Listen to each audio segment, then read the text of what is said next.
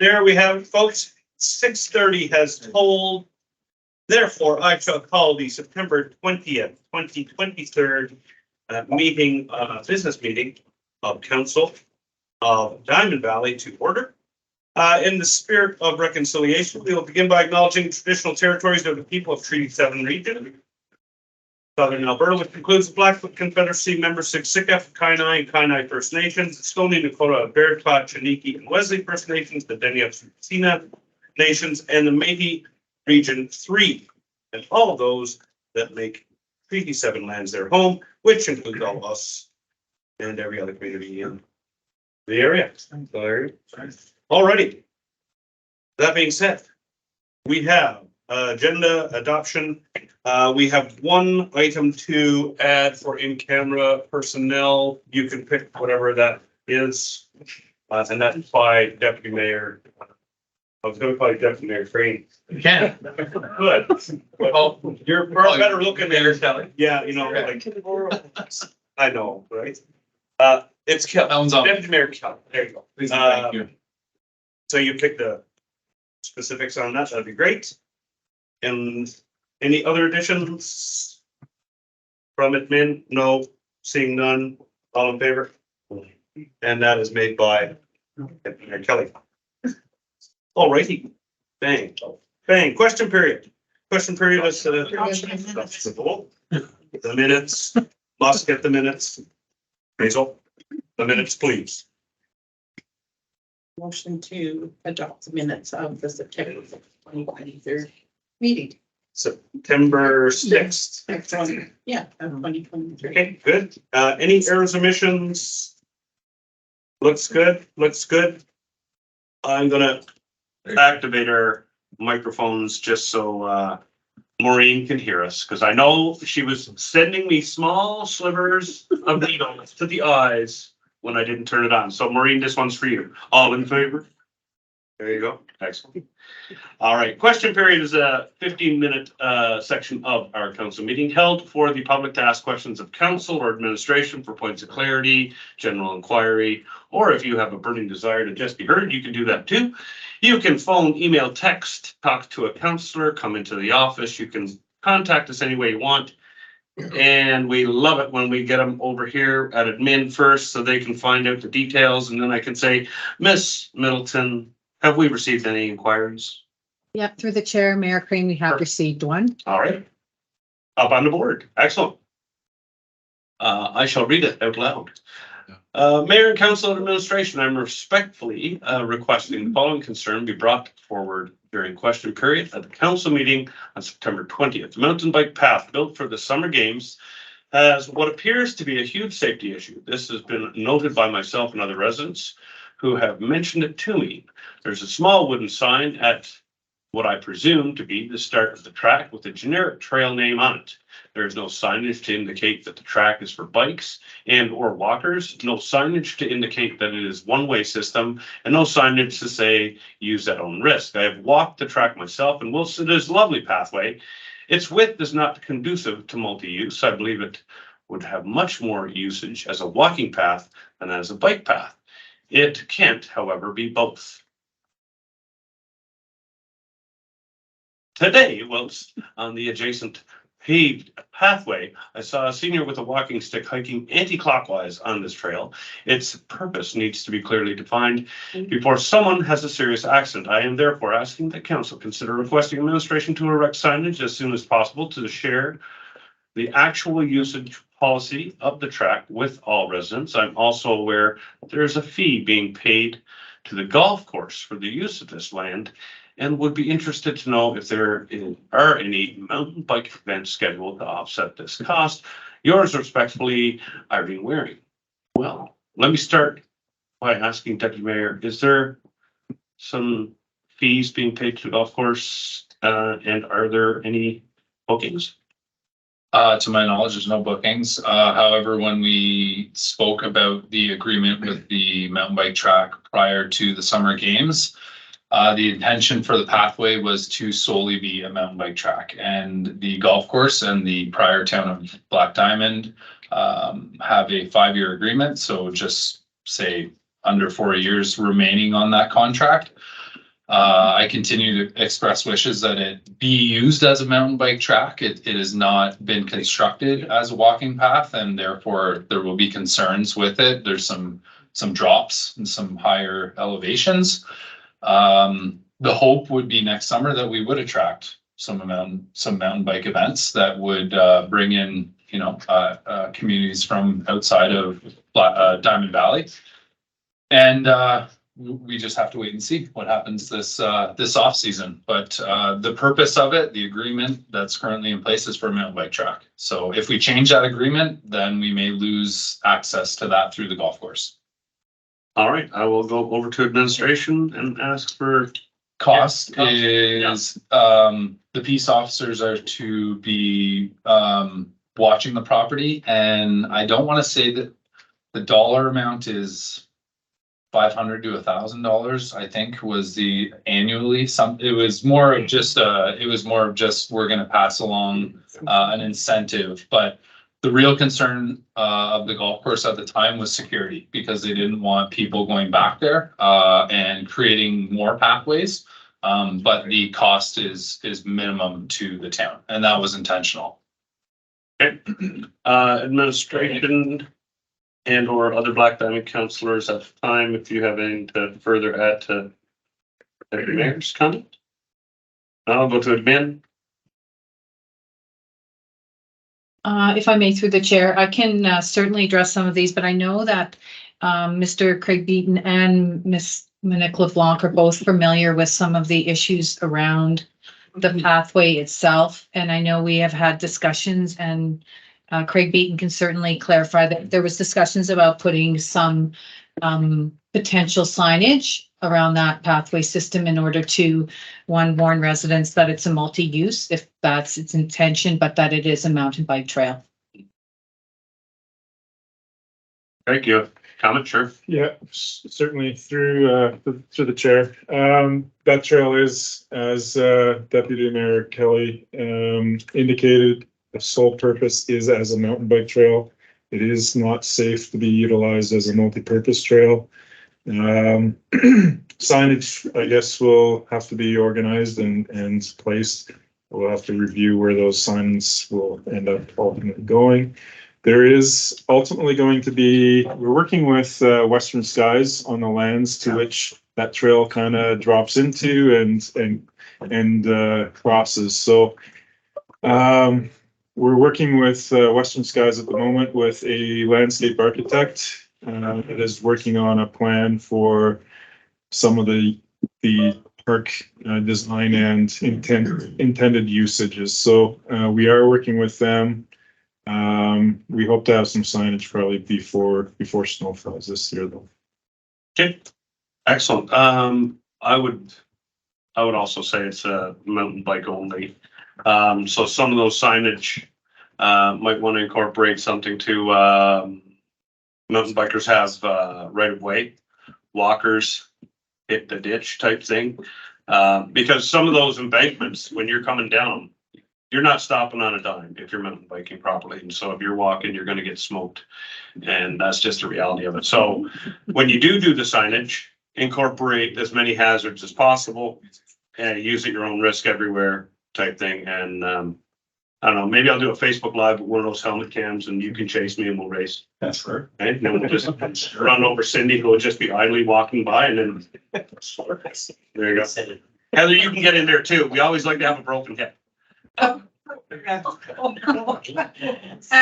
I took my little grandson on the mountain bikes on that, but I was on my e-bike. That is strictly a mountain bike, and don't try pushing an e-bike up any of those hills. Well, I'm glad to know that you survived it. That's good. Okay. That sounds good. Any other questions, concerns, inquiries? Lisa, none? All right, you look like you just, I have one on the tip of my tongue. No? Sounds good. Okay, that being said, we will close question period. Indeed. And we will move on to statutory hearings, which we have none, thankfully. And we will go to delegations. Show and shine. Mr. Chris Chalice takes center, and Bruce and Brad, you can be wingmen, kind of like Maverick, Race Man. I'll go over here. So- Goose, don't be goose, right? You guys want to wait Well, I kind of. I'm sure you were in training school. How's everybody doing? Good. Bruce, you're gonna hit that little button right there on the microphone. And excellent, council, this is the committee for the show and shine. Mr. Chris, I'm gonna hand it over to you and the floor is yours. I just, basically, what we're here to do is to come in and say hi. The show went great for us, went great for the Lions Club. We basically raised $4,800 for the Lions Club. We actually raised over $7,000, spent $2,800 and so on and so forth. So that was great to do. But I wanted to find out, we wanted to find out, did anybody have any feedback if it went south or north or west or east? Or did everybody like it? Yeah, thumbs up. Oh, Heather, go ahead. I had some feedback. For the most part, it was a fantastic event. What the feedback I got was parking, resident parking. Right. There was some residents that were annoyed with they couldn't get into their place and stuff. That was the only feedback I got. Basically, it was a well-enjoyed event Do you know if they couldn't get parking in their alley? in their front, I guess. Yeah. It was gone through when the cars were lined up that all driveways were clear. So that there was access. That is the only comment I got from it. So due diligence was done. And did anybody get any feedback from businesses downtown? Did everybody do well? I got feedback. I went and talked to the majority of the restaurants on 8th Strip and all of them were just amazed, from the hotel talking to the waitresses that did a double shift and she was like, my tips are like this, and Westwood and the Plaza all did quite well. Even Marv, I ran into Marv at AG and he said it was the best car show year he ever had because it didn't cost him anything, right? And of course, people went there to eat, which was good. I was glad to hear that from Marv. Being, he kind of carried the torch for a while. I got Samantha Inson's chair for the Economic Chamber of Commerce back here. Yeah, it would be nice next year if they're held in conjunction with each other, if the cross promotion between the music festival and the car show could be followed up. Chelsea Noble is the marketing person for the chamber as well as being a lion. Okay. And yeah, I guess maybe just earlier on, and I have tried to initiate that, but there was lots going on. I know it was you guys first year organizing it and Yeah. next year. We were all cutting our teeth. Yeah, Next no, year, I we guess better. as we were too, Yeah. so maybe in next year, if we could communicate ahead of time as to when you guys are holding it and do some more cross promotion. I had tried to push people up with signage, but the actual car show didn't go up as far as I put the signage to get into the festival. Bigger, badder and better next year. I have a date set already. It's for July 28th, Okay, 2024. okay, Same weekend, same correspondence. cool. So, Basically, last Sunday of July is where we'd like to keep it from, moving forward. So kind of an annual thing. As long as the town, everybody's happy with that. I think it was a huge success and I know Monique was there in spirit and walking the streets as well and everybody here actually was. So yeah, massive success, one of the best ones that I can recall. So Yeah, we had 255 registered vehicles. we'll be happy to see it go again next year. So like you say, bigger and better and better. So Yeah. Get a Ferris wheel. Deputy Mayor. I just want to say thank you. I thought you were going to say thank you. No. Thank you guys for That's your- putting it on. That's sweat equity for the community and the residents and the small business benefited from and the Lions Club. Yeah. Yeah. Thank you for saying that too as well, Chris. But without the three of you and everyone else that was working in collaboration with you, it wouldn't have been as big a success. So thank you to each one of you guys and thanks for taking the time to come and check in because as much as of a success it was, if we don't have any feedback or follow up like this, we're not going to get bigger and better. And I hope that we do. Awesome. I think the $1 million question is, are we good for the 28th? Oh, sorry. I'll let Monique go and then I have this lovely lady here. Yes, sir. Thank you very much. I wanted to also extend my personal thanks. It was a real pleasure working with all of you. You're very well organized. The contingency of volunteers was remarkable. And, the town would certainly be supportive of continuing with this. It'd be the same process as what we did this year. So let's chat early and make sure that everything's lined up and, help where we can. Awesome. Thanks, man. Excellent. Young lady? I just wanted to say how well everything was organized as a resident who lived near the street. Like, I couldn't believe 30 minutes after the event was done, the streets were empty, the roads were open. Chris was driving by, it was the last pickup of garbage, seeing outhouses out to not put stress on businesses and whatnot, days prior, well done. Good points. Thank you. Thank you. Yeah. Thank you. Does anybody want a t-shirt? I got 4 extra large. I've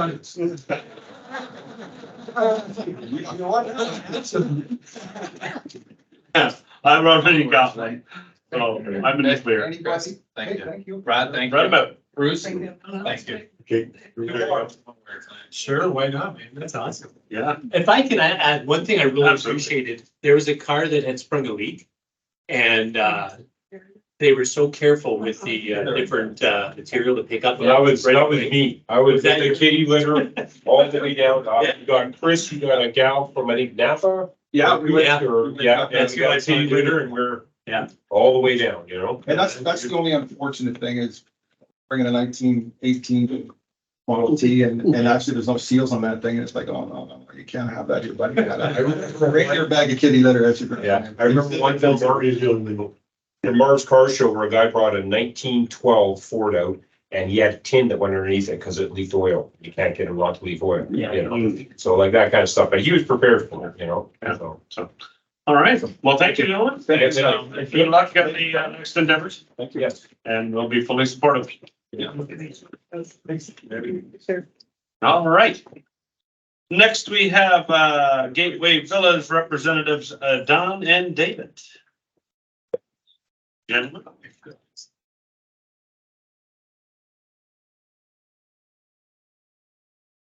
Thank you, Barry. Good day, sir. Floor is yours. We were here 15 months ago. We haven't heard hide nor hair of anybody. What we're gonna do, what's gonna happen. Is everyone familiar with Gateway Villas? We're registered actually as Bearland Strata.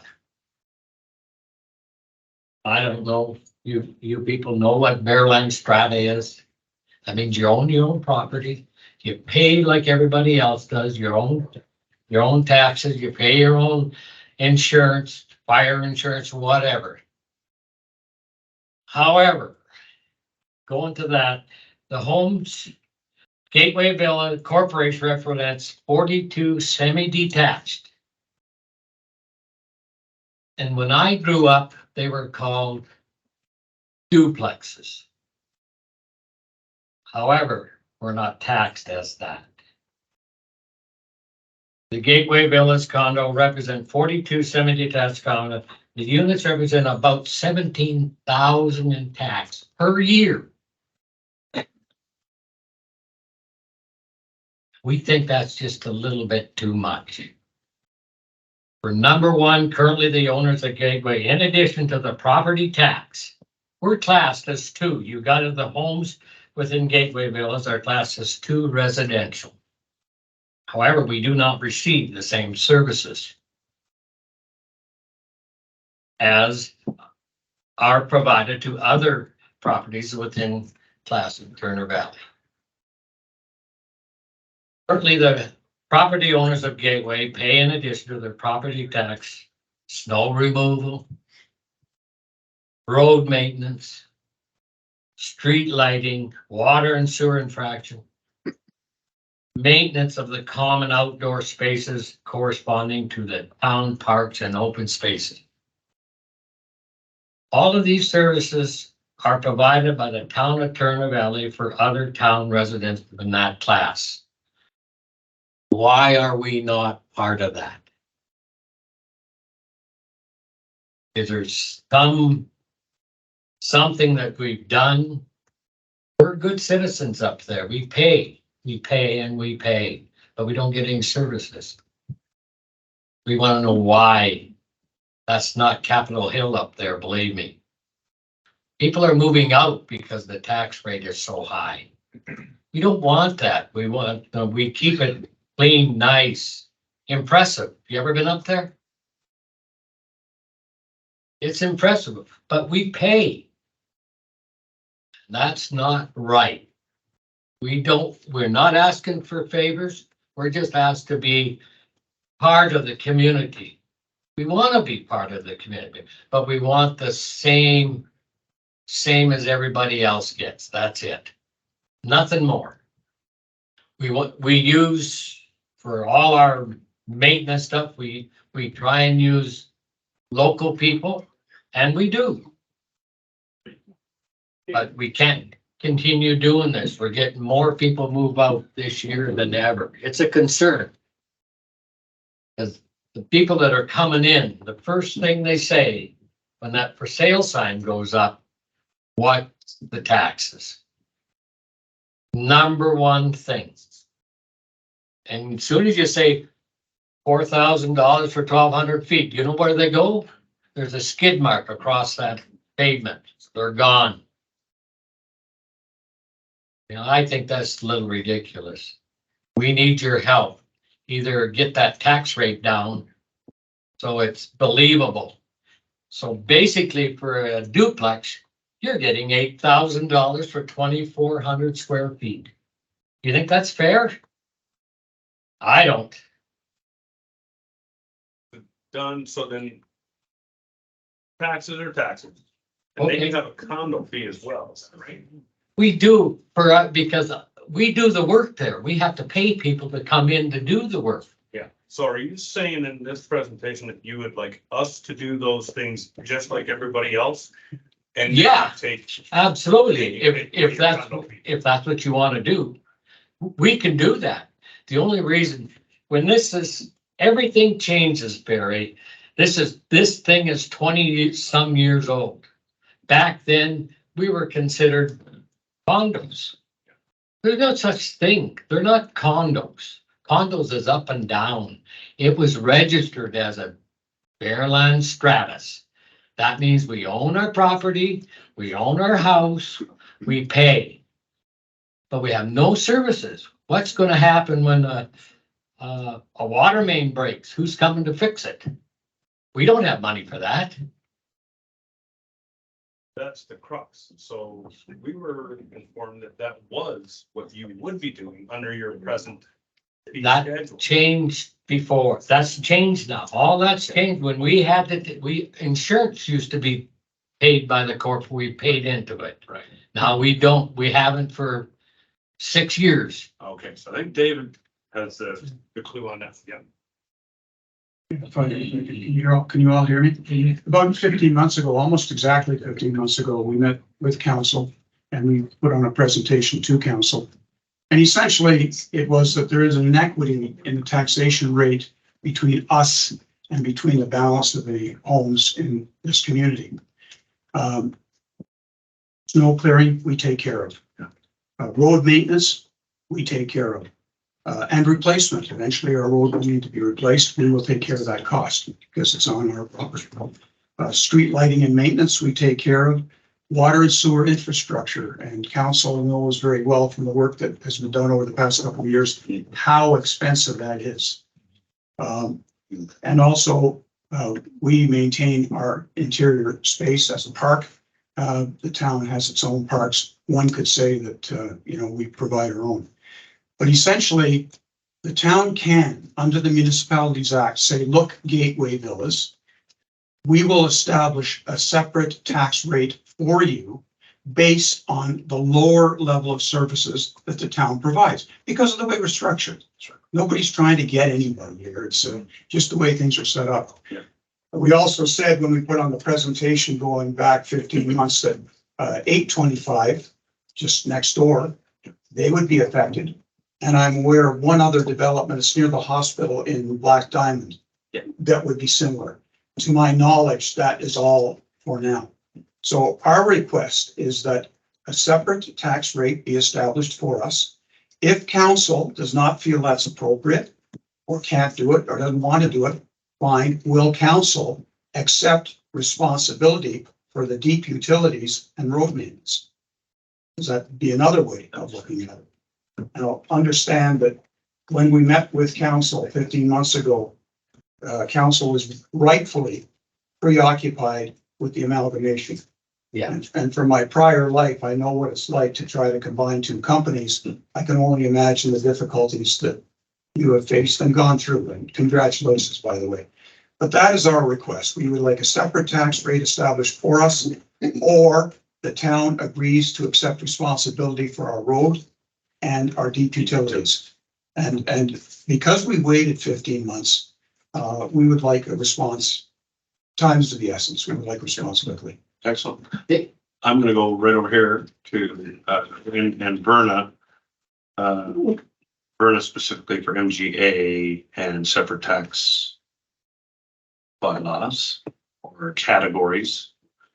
And Corinne, for process time and how we can tie this into budget.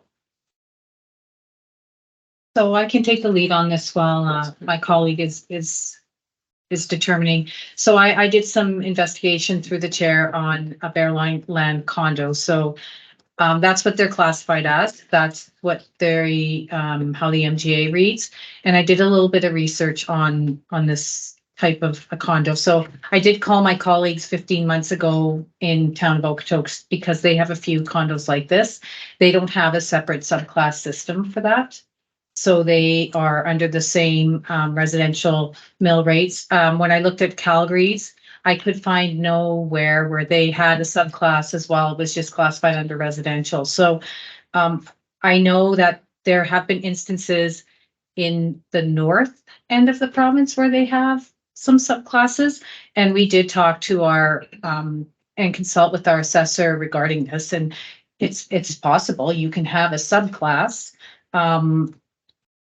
The thing with this particular, and when we talk about we don't get any service up there, we don't own any of that service, that infrastructure. We don't own the road. We don't own the infrastructure. So we cannot go up there and provide a service because it's not our property. So if something were to happen where we had some infrastructure break as a result of our equipment up there, either snow clearing or doing other work, now the town becomes liable for that. So the reason why we don't go up there is because it's not infrastructure that we own or we are responsible for. And my colleague Craig Beaton and I were discussing it earlier today, and he can confirm that. So that's how the arrangement is as it is, because it's considered private property. And so we don't have any jurisdiction there to provide any service. Okay. Verna, is there separate bylaws then that work in subclass, or is it just a matter of simply setting up the subclass? Because I've looked into it too, and there are condo subclasses that fall in there. So I'm just wondering if you did any background on it, undecided, just to see.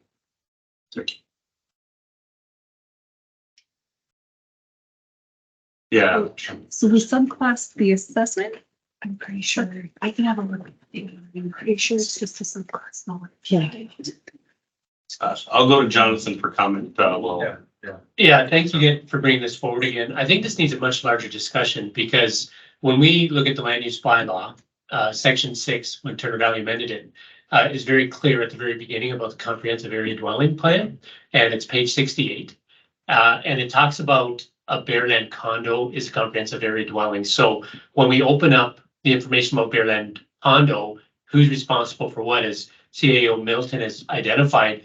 Let me just read this. Like a conventional condominium, all of the property that falls outside of each owner's unit, such as sidewalks, walkways, pathways, etc., are considered common property and thus are maintained and repaired by the condominium corporation using funds collected from the unit owners.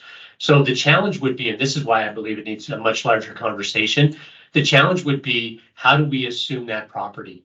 If we are going to make it equitable so that you receive the services such as I do living in Country Meadows, then the town would have to own that property, as CEO Middleton has mentioned. As it is right now, with the comprehensive area dwelling, you may own your own lots, but the common area belongs to the corporation. not the town. That's correct. And so that makes the challenge for the town to enter in and assume responsibility for services. We would have to look at an agreement. We would have to change the land ownership. And I don't know if the town wants to go down that way as a full residential property. Now, you mentioned there's 3 units that are similar. There's actually more. There's another unit near the, what is that, First Street Northeast or Northwest beside the Boys and Girls Club daycare there. That is units. We know there's other properties in line that want to do a comprehensive area dwelling. And so we really have to do a deep dive on this to see the feasibility of it and not just give you an answer tonight. May I comment? Absolutely. Go ahead. Firstly, it's unfair to say we get no service. When I turn on my water tap, it works. When I flush the toilet, it works. So we appreciate that. And we can make it as complicated as we want. I can appreciate the town would be reluctant to accept responsibility for the road and deep utilities for all of the reasons that have been expressed. It would get pretty complicated. What is not complicated is that there is a distinct level of services between us and the normal citizen. I'm sure a junior engineer could do a calculation and come up with what that represents. And if the town is not willing to assume responsibility for those services, what's the cost? The town has the ability to set up a separate tax rate. Because it hasn't been done in Okotoks and because it hasn't been done in Calgary, I don't think that's a reason. Yeah. And I appreciate that, you know, you can't give an answer tonight. When can you give an answer? I'm gonna go to Councillor Holiday first. I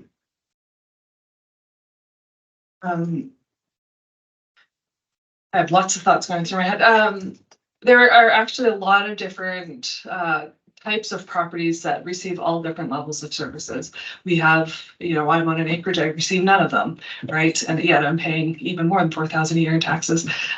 We have all sorts of, you know, people living in the 3-story condos. You know, we're talking about utility rates tonight. I think this kind of goes into it, how we charge. You know, if you have a small lot versus a very large lot, the cost to replace that infrastructure, if you're paying all the same base rate, the cost to replace infrastructure in front of your house is very different than maybe somebody else's.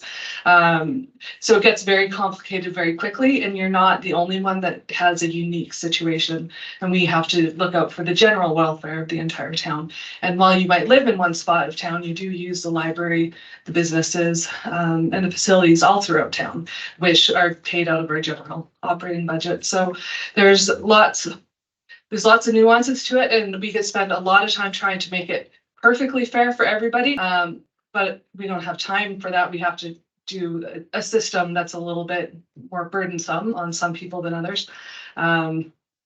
Because we can't spend inordinate amount of times trying to come up with what's fair for every single property. We have to have general classes. And I think we should do better in our utility rate bylaw. I want to talk about that tonight. With trying to figure out what's fair. But yeah, there's a lot more to this than that. Unfortunately, your guys' resale values have, I know my mom looked at their, when she moved here about 5 years ago, she bought up the condos by the hospital instead, but you guys have almost doubled. So your taxes are going to go crazy because your people are moving and capitalizing, because you've been doing such a good job at making your property. They are. Well, yeah, I don't know the exact. Yeah, You don't rebuy. yeah, but You either go to a home. they have, the property values are very high there. You've done a very good job of maintaining it and keeping the value high because you offer a lot of nice services to your residents. And I'm not sure what you charge for your condo. $200 a month. Is Where do you what, go? that's your condo fees? That's our condo fee. Where Okay, do you go? I know that my mother and her condos, she's paying about $450. So there is a responsibility of your condo corporation to charge to replace those things over time. And that is the responsibility of the condo. Cindy, yes, it is our responsibility. That is clear. Yeah. And we have a reserve fund for that purpose. Is it adequate?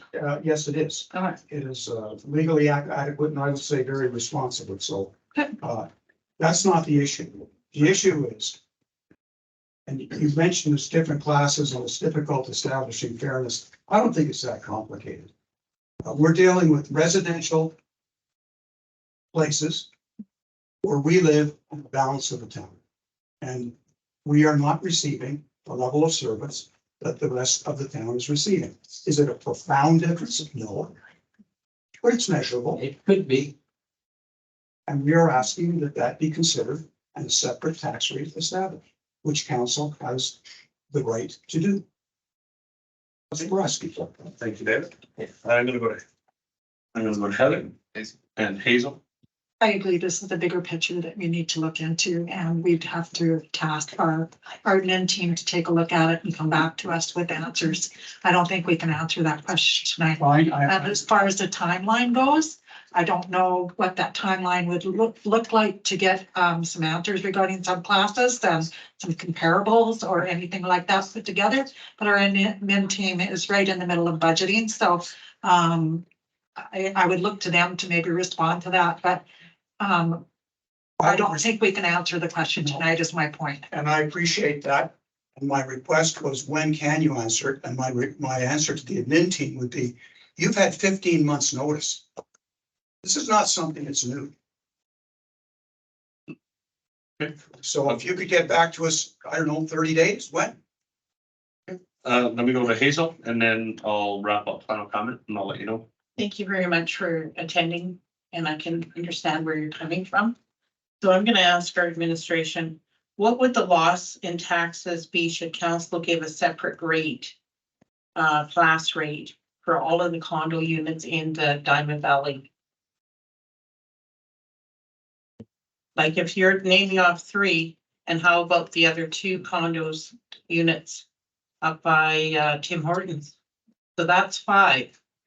And we would be making a big precedent. But Those other units, the condo units by Tim Hortons are not Bearland condo. they're not. We fully understand your question and your concerns. I'm gonna go to Corinne. Because we're just gonna go around this windmill and I wanna get you an answer. Right? Because I can see very simple. I shovel as a snow angel. That saves people $20. $20 is $100. Yep. Right? How many condos you got? 48? There you go, $960. There you You know, go. so you're right. The matrix are there. It's not hard. We just gotta find some time and we gotta get some clarity. So I'm gonna go to you, Corinne, wrap that one up, and then we're gonna send you away and we're gonna get you an answer in 30 days.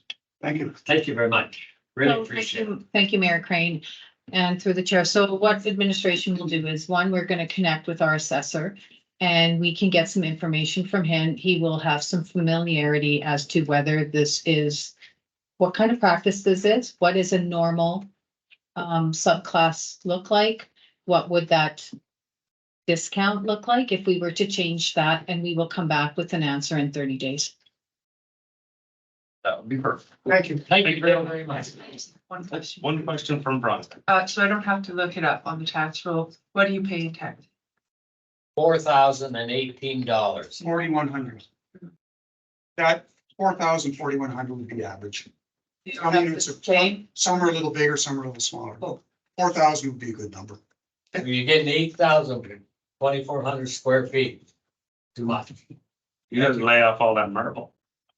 Beg pardon? You gotta lay off all that marble. You know, we keep our condo fees down because we have a lot of people that work hard in there. Yeah, it's beautiful.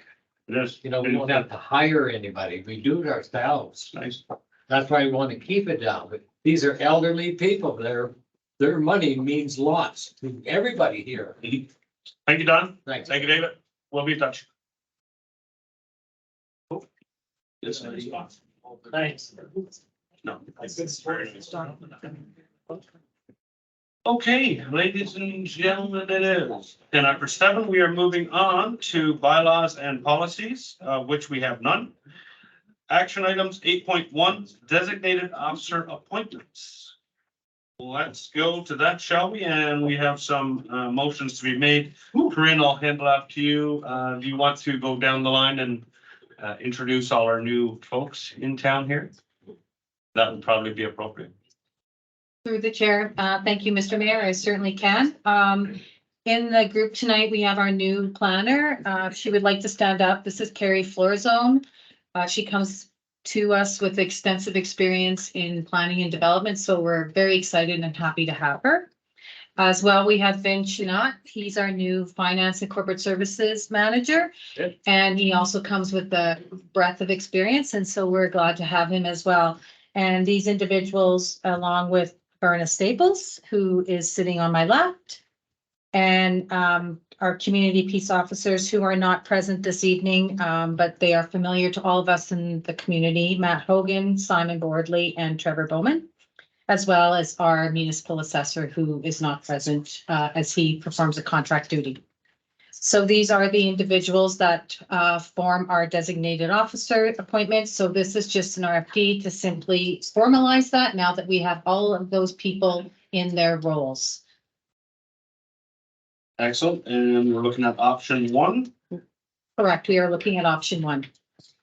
Okay. And 3, 2 and 3.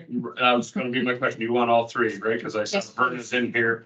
So I'll start with Heather. For the first motion, the council appoint the following as designated officers for the town of Diamond Valley and rescind all prior appointments. For municipal assessor, Doug Johnson. For corporate services and finance manager, Vin Chinot. For planning and development manager, Carrie Lorazone, I'm sorry if I'm mispronouncing. Legislative services supervisor, Verna Staples. Community peace officers, Matt Hogan, Simon Boardley, and Trevor Bowman. Excellent. Thank you. Any comments from council? Seeing none, all in favor? And that is carried. Unanimous. Thank you. Deputy Mayor, if you would. Motion 2. The council appoint Berna Staples and Iris Burstek as intermunicipal subdivision and development appeal board clerks for the town of Diamond Valley and rescind all prior appointments. Excellent. Thank you. Any comments, concerns? All in favor? And that is carried unanimously. Thank you. Motion 3, please. Councilor Gordon. That council appoint Verna Staples and Iris Birch as assessment review board clerks for the town of Diamond Valley with duties as prescribed by the Municipal Government Act and all statutes and regulations relating to the assessment complaint process. The clerk's remuneration will be in accordance with the employee's compensation, and all prior appointments are rescinded. Thank you. Any points of clarity, questions, comments? This apology on Irish Birch. I'll get that right. Birch. I'll get that right. I apologize. I slaughtered that the first time, and as a teacher, I'm appalled, but I will practice. Iris, sorry. All in favor? And that is carried unanimously. Thank you. Next up for business is the EDAC Council Remuneration Support of Diamond Valley Chamber of Commerce Small Business Week Marketing Campaign. We have with a Samantha Instance. You can take the center console again. And Who are you? Yeah, I can see. is there anything here other than what we have? Is there anything that you need to add that's new information? No, there isn't. Just pursuant to the meeting that I had myself and the chamber president had last week with the Economic Development Advisory Committee. We have revised the budget for our October 23 Small Business Month promotional campaign to fit within the $3,500 that was. Sorry, one second. Yes, go ahead. To see. If I may, through the chair, this is actually Miss Monique LeBlanc's Oh, action item, so I would like So it her is. to make the presentation, if I. you can go back to your chair, Samantha. Thereabouts, but not necessarily. Stay here until you're ready. Go ahead, Linda. Thank you. Thank you, and I apologize for any confusion. I'm just introducing the RFD to council, but I certainly invite Councillor Kloiber and Councillor Gordon, who sit on the EDC as council representatives, to add to this. At its September 14th, I believe, meeting, the Economic Development Advisory Committee entertained a proposal by the Diamond Valley Chamber of Commerce. And in it, it was a promotional campaign to support local businesses and celebrate Small Business Week or month. And it consisted of 4 elements, which included, a video campaign, photography, print advertising, and social media.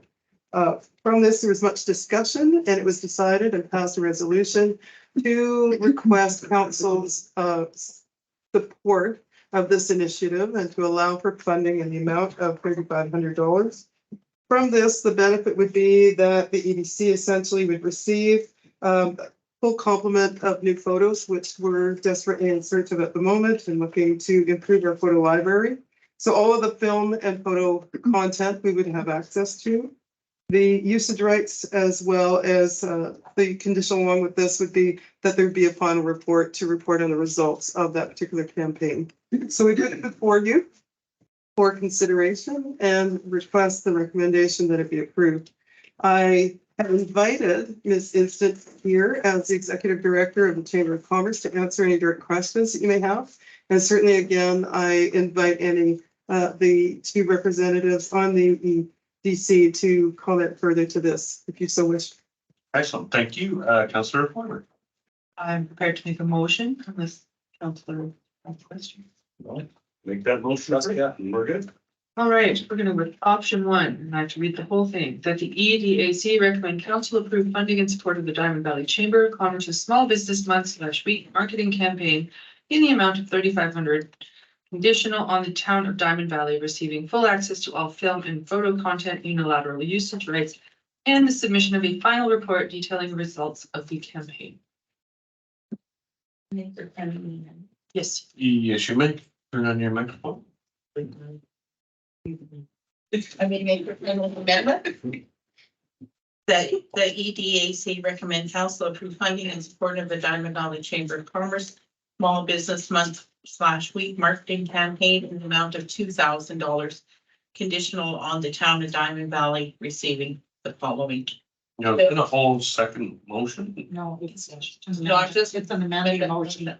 instead of 3,500, I'm asking for $2,000 instead. Oh, Yeah. okay. And the reason being is that I think when Samantha was here last time, back on September 6th, I heard it was 3 30-minute videos for $2,000. It was 4 30-second videos and we would come back with the budget. We had initially asked for assistance paying off our suppliers and 3,500. Yeah, 3,550, and then the recommendation, we came back to the EDAC with a budget for like a perfect world budget, which also included print, marketing, etc. Having gone to the $2,000 that I had referred to before was taking the footage that we had acquired during the music festival and editing that into promotional videos promoting simply the music festival. When the town indicated that they would be interested in partnering with us on this, we went back to the drawing board, and we can only use a few shots from that if we are to promote the businesses in this town. So I came back to the EDAC with a specific budget. I mean, our perfect world budget would be $5,900, but I got it down to fit into the $3,500 by removing all the print media ads and reducing the production team's rates so that we're basically working for free. And what we're going to have to shoot for an extra 2 days. And so I've got the cinematographer to agree to only charge us for 8 hours, but the editing from scratch and the shooting and the graphics and the titles, the whole project creative changes. So I've submitted a new budget for distribution to the council. We've managed to bring 2 level 2 sponsors on, so that we've actually got a little bit more money, which we'll throw into our marketing so we can push these digital assets out. I've sent our preliminary creatives to you guys to look for the 4 videos. Please be advised that so they are entitled Shop, Stay, Live, Play. And when did that come out, Samantha? It was the exact amount. I fitted into it's $35.93, and you guys will have the budget, the top sheet as well as the line item budget. So you'll be able to see the total amount is $35,3903. And we've now got confirmed 2 additional sponsorships, which will allow us to actually push these digital assets out rather than relying on an organic reach, specifically the the videos themselves. And further increase hopefully our visitor economy as well as foster a sense of community within, but ultimately what we're looking to do is bring people into town. So we're gonna concentrate on advertising in High River. You did just to cut you off for a second, you did a 2-hour meeting with the EDAC Yeah, on we this, did. so you've gone through everything. I don't want to go through all your paperwork, you've already done that. Yeah. We got EDAC members here. Motion made, amending motion for 2,000 is on the table to council right now. Kloiber to respond, go ahead. I'd just like to make a comment, not that your friendly amendment isn't friendly, but for $2,000, it's just not worth doing the project. Yeah. It is also best in response. We're gonna go to Heather. Yeah, I don't think that was a friendly amendment. It's an actual change to the main motion. It's an amendment. We need to vote on that, Yeah. 2,000, and then go back to the main motion. Or you can withdraw. Okay, so we're gonna, nope. So we have an amending motion for 2,000. Cindy, Yeah, last time you were here, things were got a little complicated with that motion, and I was very much in favor of the amount that we gave last time actually going towards this at that time and not towards the music festival. Cause it just feels like this is a lot of taxpayer dollars.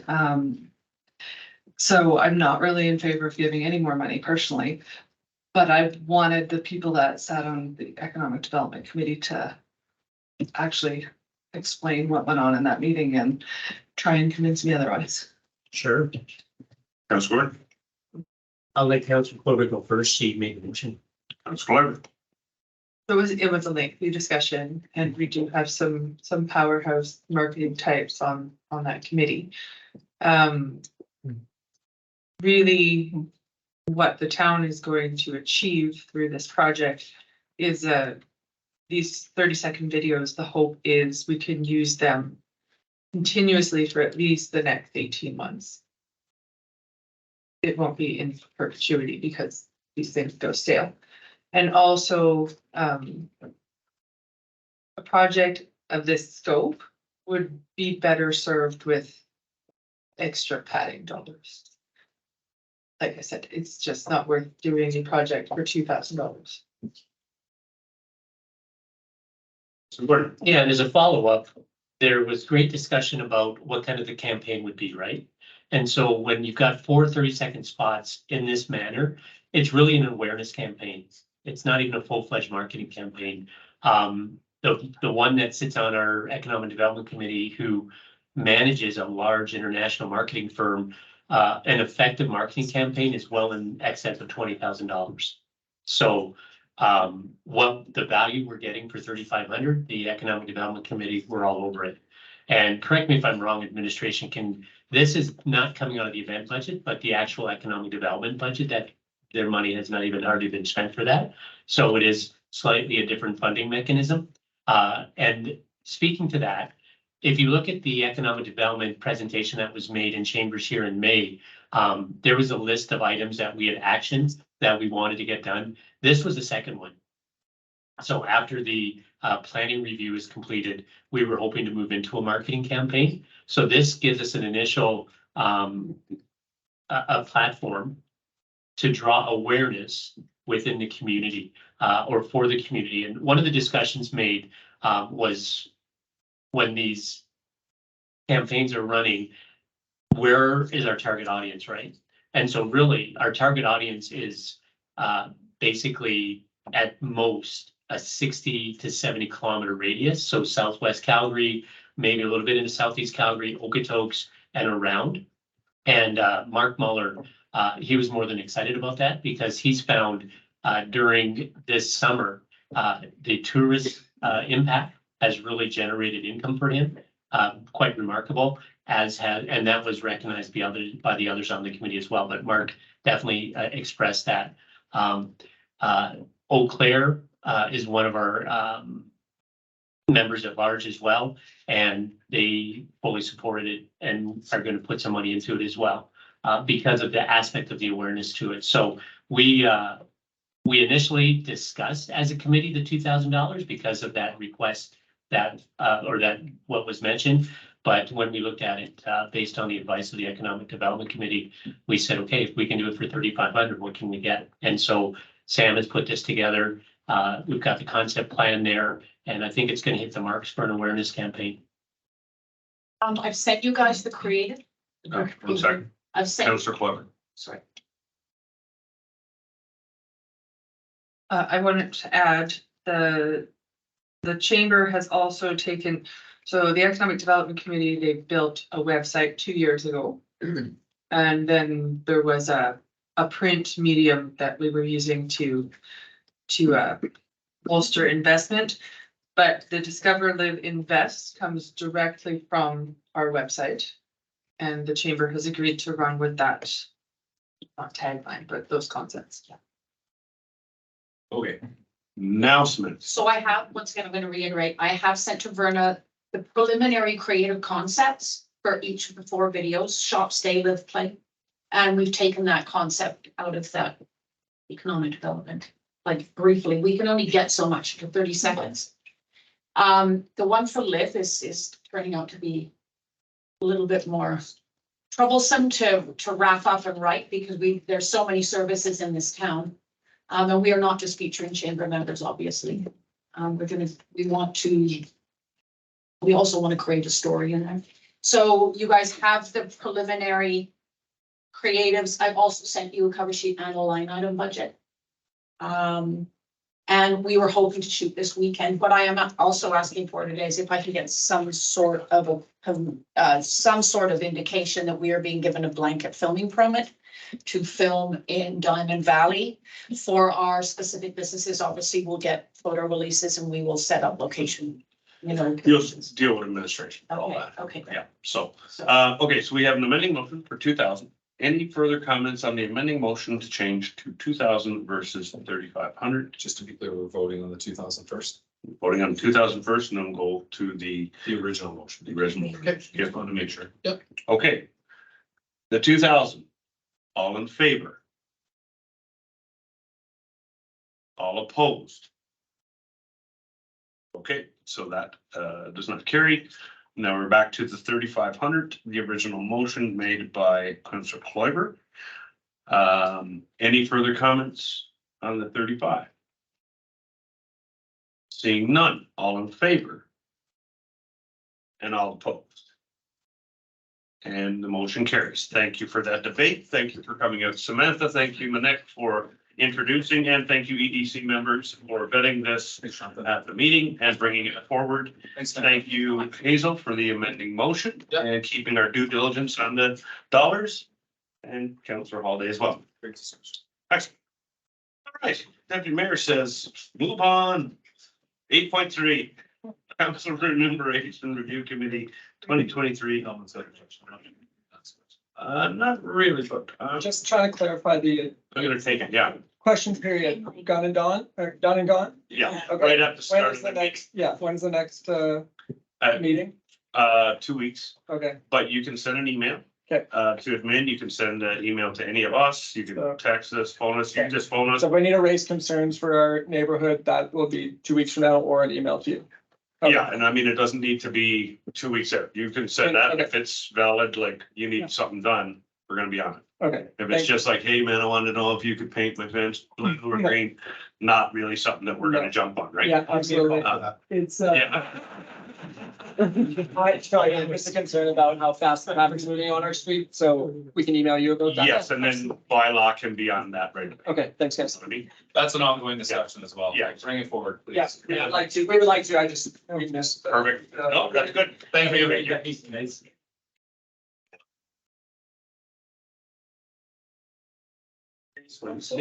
think so. Thank you for pointing that out. Yeah. Okay. Let me see, council remuneration policy, I guess they were all here for speed. They were, clearly, yeah. So I'll be interested to know where they live. He's in front of us at Hard Knocks. Hard Knocks just made a post for him. He's a new manager. Okay. Yeah. Okay. So I'm not sure where they bought. Yeah, yeah. His wife clearly liked or girlfriend's the car thing, so maybe they live somewhere around. Yeah, I would assume so. Yeah, I'll get back on topic here. All right. Yeah, it's pretty casual. 8.3, Council Remuneration Review Committee 2023 report to council. I'm gonna hand off to Ms. Middleton, and I'm gonna acknowledge previous councillor Ted Bain for his work on this. Thank you, and thank you for all the previous councillors who put work in on this. Ms. Middleton. Thank you, Mr. Mayor, and through the chair, I'm going to hand this off to my colleague, Ms. Verna Staples. She did an incredible amount of work and was really the point of contact from administration's perspective on this particular committee. So I'm going to hand that off. Thank you. Thank you, Verna. Go ahead. Thank you. So the committee did a really good job of going through probably more information than any future committee will have to go through as a result of amalgamation. And so they dealt with a number of different things. The report is attached for you. Part of the mandate of the committee was to create a work plan, and that was actually a little bit challenging, not having any basis to go forward. So we kind of worked backwards on that one and created a work plan for future committees instead, and just made a record of what we did and what we researched and how that came forward. So there's a work plan for the next committee to start from. Nice. And then a lot of the information that the committee looked at has been attached here for your information, along with the current version of the policy and the report with lots of lovely recommendations for you to consider. Excellent. Thank you, Council. I'm going to open it up. Gordon to begin. Yeah, I want to thank the committee for excellent work. Wonderful report. And if you could share our thanks with the rest of the committee, please do. I do have a question regarding the advice from our insurance advisor. In Turner Valley, in our remuneration policy, we had a recommendation to have a 2 million liability policy for our vehicles in the event that as we're using them for town. I would recommend that council maintains that at $2 million. The likelihood of going after higher settlements, where insurance is right now. I work for one of Canada's largest insurance brokerages. I just found out today we are the 3rd largest as far as the number of branches and 5th largest as far as premium is concerned. And our minimum request, we don't require it because each province is different, is we start at 2 million for liability. The claims payouts that are being realized now are quite extreme. So it's only a few bucks more, not even a cup of coffee a month, to be honest, depending on your claims history. So I would personally like to see that stay at 2 million, that each of us councillors carry that on our vehicles. That's my recommendation. Other than that, I love the work you've done. Thanks.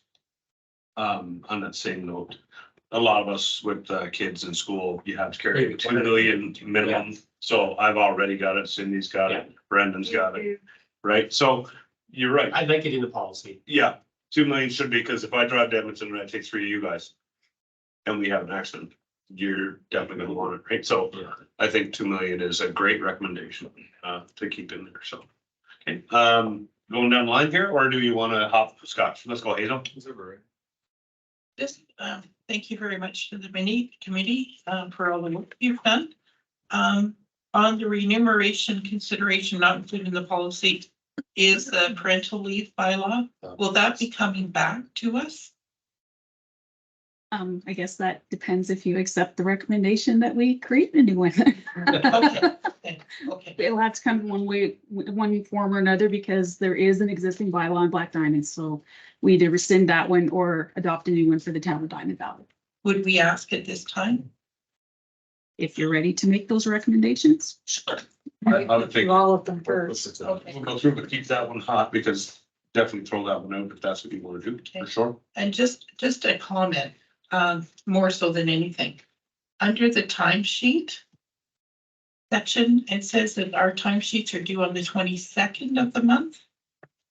Is it not the 25th? That is in the policy, saying the 22nd. If I may, through the chair. So if it says the 22nd, then I think the 22nd is when the timesheets would be due. That will coincide with the bid, with the expense reports. That's correct. That is correct. Okay, okay. Okay, thank you. I'm gonna go to Councillor Haldane.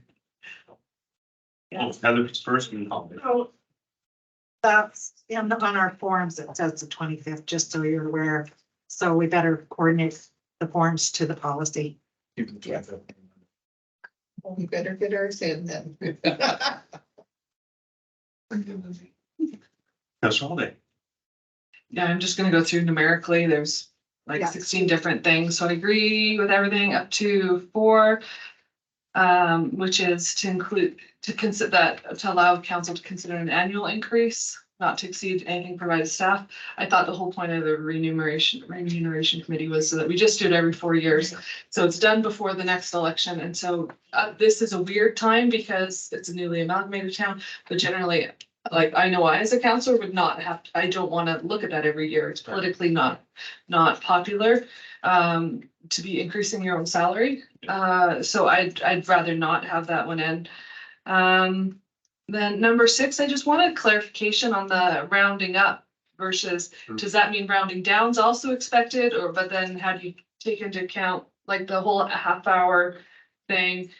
You know, if you show up for the meeting 15 minutes early, you know, or is it just the start time of the meeting? And then sometimes the meetings don't start on time, obviously, but you know what I mean? Like, how does it work? Because travel time is not included. So do you just round up and that kind of makes up for it, or will you have to round down? That's. What number are you? Is that 4? Yeah, I think I don't know what the intention of the committee is, but we have to be very, very clear because a new counselor is going to be confused. So if the committee was recommending rounding up or rounding down, it would be good to know. I agree with parental one is the only one, you know, we didn't have it in Turner Valley. Your term is only 4 years, so I definitely don't like the idea of, if we would have one, of extending anything past 16 weeks, but I at this time, I'm also not really, it's not a top priority for me to have administration work on a new parental leave policy. So other than, I think you guys did a fantastic job on the committee. I agree with everything else. I just wanted, I guess, clarification on the rounding, and I didn't like 4 increasing your own pay annually with the budget. Okay. Oh, Verna. If we could address the rounding? Yeah. We just had thought you round up or down as appropriate. Depending on this. Yeah. And we could clarify it in the policy. The committee just assumed you would round. We're rounding to a half hour, so if you're 20 minutes, you round up. If you're 10 minutes, you round down. But travel time is included. If you're leaving the town. If you're leaving town. Last night. Yeah. Yeah, and I guess the rounding down, we should talk about that, because if you do show up 15 minutes early, you're not paid for that. You're not paid for traveling from your house there. You come for a 35-minute meeting or a 25-minute meeting because it's something quick or whatever, but really it took however much time of your day. I don't know what's fair. Didn't want to write that. Okay, well, that's why we're here to talk about it. So I'm gonna go Clover, then Kelly. We always use the minutes so you could prove that what you're saying, corroborate what you're saying. So we just start of the meeting to end of the meeting. No travel time. I mean, if you're within the municipal bounds, you don't count that anyway, so. If you want something in, well, I guess it says that in the rationale. Well, my rationale is always to arrive early to a meeting. For example, today was 20 minutes, but I was actually on track for 30 minutes, but I had to walk the dog. A lot of things get taken care of prior to the meeting. Just simply arriving, discussing, shaking hands. If everybody came in and just like it's not very conducive to a good relationship. So for me, the dedication starts when I arrive. And this is all part of the process. So 2 hours early and then want to pay. Yeah, Sometimes there might be a meeting with the CAO, a meeting with, but, well, now that might be just a mayor's gig too. Like I could have signed all those prior to the meeting starting. But I'm not gonna do that. So I guess there is some of that, right? Go ahead. Yeah, I just want to make a comment on that, like just in terms of being a professional and being an elected official, I think that there comes a sense of responsibility and leadership. And if you're gonna try to fleece the residents, like Councillor Kloiber said, you can look back at the minutes. If someone's trying to take an extra half hour, an hour, that is a quick exit in municipal politics. It doesn't matter if you're municipal, provincial, or federal. You hold a certain amount of credibility being elected. The people of the community trust us to be responsible, to be honest. And I think that we create all these little nuances. All we're doing is handcuffing ourselves. If I could continue. Okay. I did want to thank Ted Bain, John Waring, and Jackie and Cassidy. Yeah, I wanted to thank you for the time that you put into this. I think it was really well done. I wasn't sure I knew that I was going to get a well vetted document just because of knowing the four of you. And I'm in support of this moving ahead. And I just wanted to recognize and thank you. So thank you. And I have no further comment. Okay, so Heather, and then I'm just gonna, before I forget. So there's the 2 million by Councillor Gordon that we want to make sure 12 note of, and Hazel, Brent to leave, and I think what we could do there, just so I don't forget, is throw it in at before the next election. It's not on the hot topic right now, but before the next election starts, that could be something that could be in. This is written up. Right on the. Yep. Ed, we're so out of protocol tonight, I'm gonna let you go. Go ahead. Thank you very much for your comments on the work of the committee. It was exceptionally challenging. But what I want to comment on is the incredible amount of research that we asked Verna to do. And she came through just, you would not have had such a detailed, comprehensive report had it not been for the work that Verna did. Thank you. Okay, Heather, your turn. I'm gonna ditto Brandon. I feel that way too, like we're here to do our jobs. I'm not gonna add on an extra half hour if I wasn't there for an extra half hour. I just, I don't really agree with the rounding up. I come to a meeting, I arrive usually 10 minutes in advance, and I don't charge for after meeting discussions. The meeting ends at a certain time, it ends at a certain time, and I may stand around and talk to my fellow counselors or a resident afterwards. I don't consider that, and that's for committee of the whole or any other committee meetings that I go to. That's honestly what I feel that we need.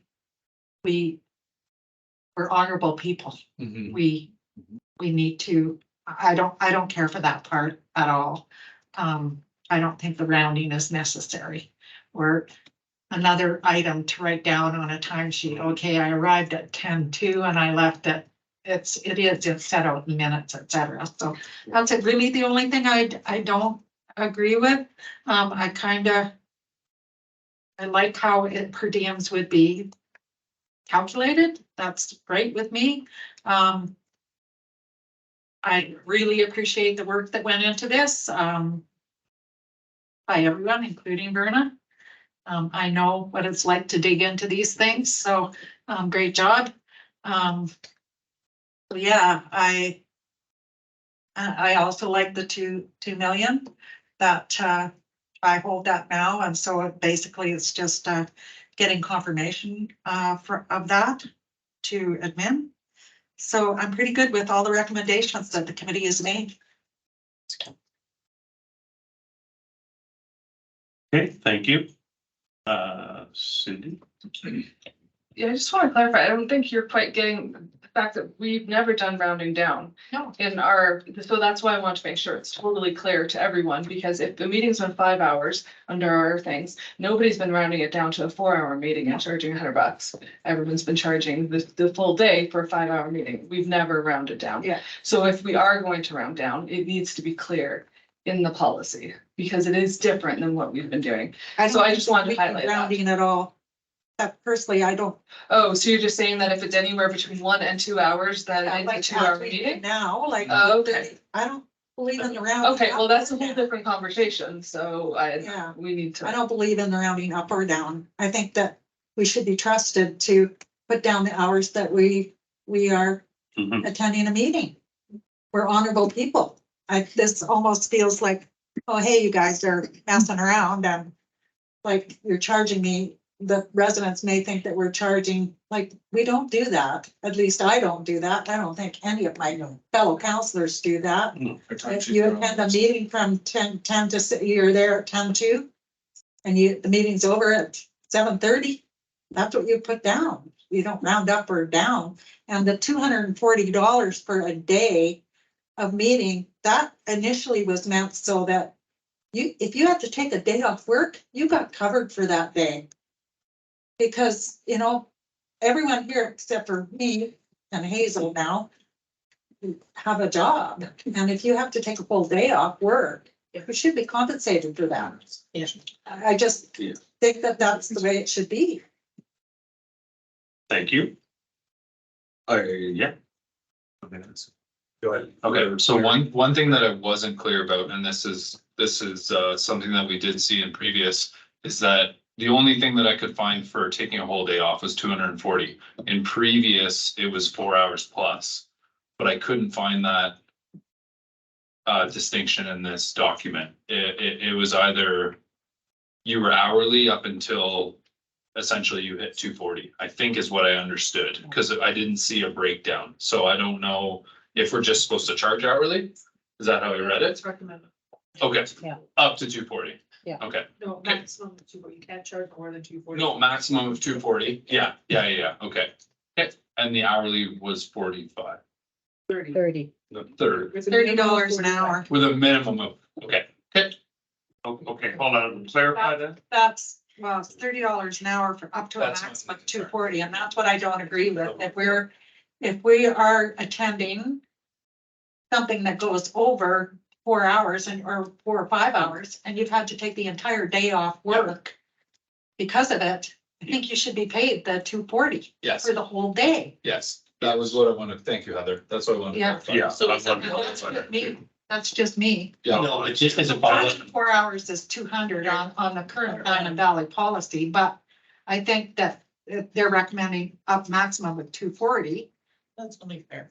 But the equivalent of 8 hours of meetings, but like, you've taken a whole day off work, yeah, exactly. so. We agree. Yeah, Go, John. and I'll just use myself as an illustration. When I am in a meeting that extends 4 hours, I take a full day off work. Yes. So this would actually be a reduction. If it's 4.5 hours, I would be at $135, not 200. So it's a significant reduction, the way it's written, and my manager works well with me.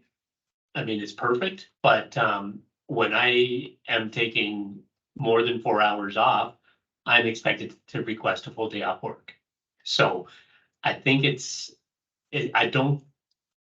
can't agree with the way that's written. So thanks for actually clarifying that for me, because the daily maximum, so technically the way it's written, if I work 6 hours, that's $180, but I have to take the full day off work. So I think that could be a detriment. And we do know that there's many days throughout the year where we are taking full days. Next week we have to take So, 3.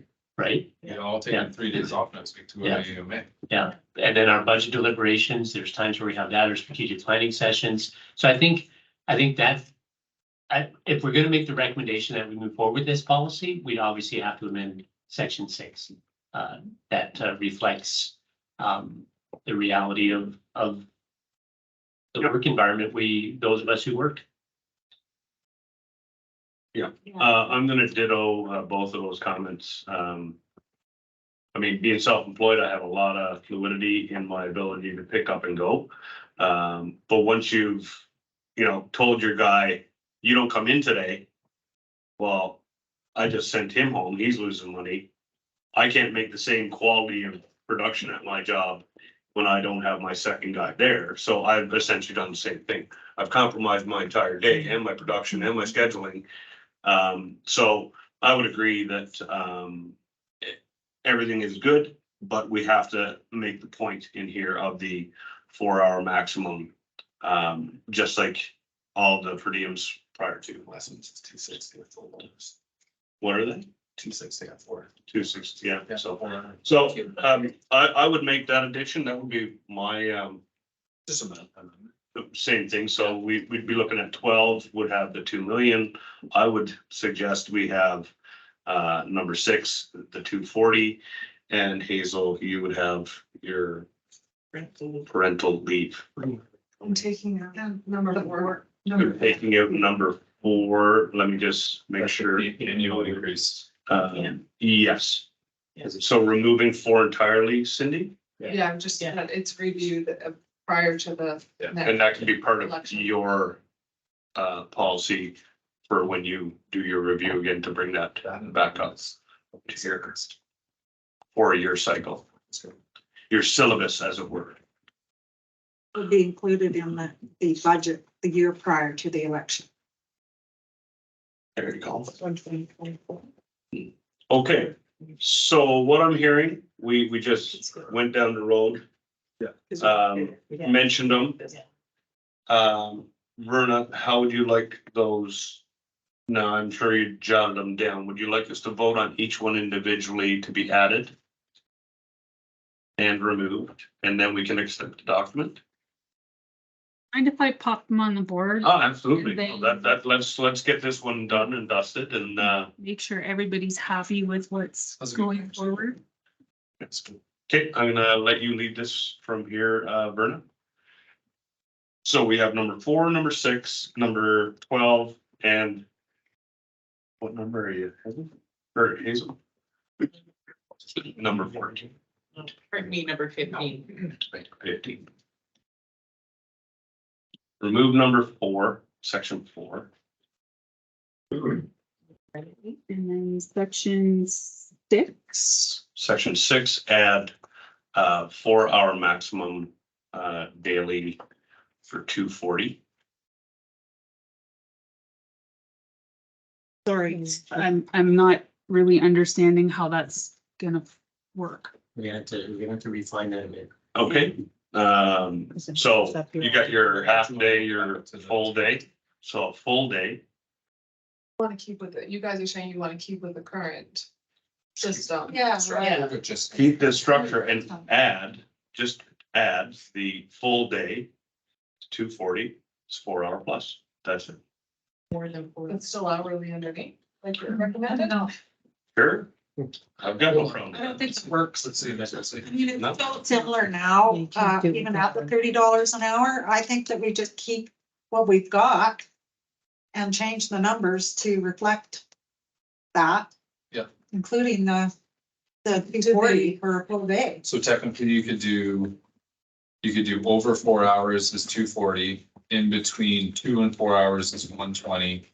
And then below that is something a little bit mixed. Let's just go to, since Verna had this conversation with the committee. So Verna, what was the discussion around the one meeting, half day, full day? So the committee wanted to look at different ways of offering a per diem for you. And part of it was to create an actual accurate depiction of your hours worked rather than the bundled hours. So that was part of it. So they kind of took a look at what was going on. We looked at your timesheets and they looked at, if I may ask Mr. Bain to correct me if I'm wrong, to look at kind of the average number of hours working and what you are paid, and then break that down in over a month into an hourly rate. And so this is kind of what they came up with. In looking at that and, comparing it to what what would be a reasonable hourly wage to pay someone doing your work? And so that's kind of what they came up with. It's it's relatively comparable in the first two bundles to how much you would be making in those timeframes. And then, of course, an 8-hour day is your 240. Okay, excellent. So that's where their heads were at. Deputy Mayor. Okay, so I went over these numbers today, because they're very well documented. I didn't see, well, there was one, Didsbury did an hourly rate, it was closer to $38 an hour. About $260 for the day. But just quickly going over the numbers, Westlock, for example, 160 under 4 hours, 260 over 4 hours. Beggarville, 200 a meeting, up to 400 for the day. Stettler, 130 up to 4 hours, 260 for the whole day, so over 4 hours. There's only the one example, and then Rocky Mountain House is 330 for 8 hours or 240 for over. So the numbers like 240 over 4 hours from a scale point of view seems to be reasonable. But again, there's only one other municipality here that works on an hourly scale. But I can appreciate the committee's recommendation, trying to look at, you know, the nuances of a half an hour, 15 minutes, or rounding up, rounding down. I understand where they're trying to come from. But these are just purely based on per diems, where a lot of these municipalities also have higher honorariums. Yeah, so their per diems are a little bit lower, but their honorariums are quite higher. So take that for what you will. All right. How do we want to proceed with section 6? Well, Just recommendations and we can say yay or nay. Go ahead, Heather. well, this is the committee's recommendation and I appreciate the work they've put into it, but I don't think that. And I can see where they're coming from with somebody that's a council member, maybe that's having a discussion with the resident and you need to document, okay, was it 15 minutes or 20 minutes or whatever? I can appreciate where they're coming from on that. But my big crutch is this full day of people taking a full day off work. So if you want to move forward with a $30 an hour, $30 an hour, I'm fine with that. My crutch is the full day thing because I was involved way back when in discussions of this, and it was very clear that at council of the day, which included Councillor Donna Fluter, and she was correct saying that, you know, it's hard enough to get council members to run for election. And if we're not going to give them a full day of pay when they have to take a day off work, then it gets tougher and tougher to attract younger people to this bench. And I think it's important that we're doing that. We can't have us old parts up here. We need that younger generation coming forward. So that's where my crutch is. If you want to stick with the $30 an hour for the other ones that are the other levels, that's great, but I'd like to see that 240 per full day, 4+ hours.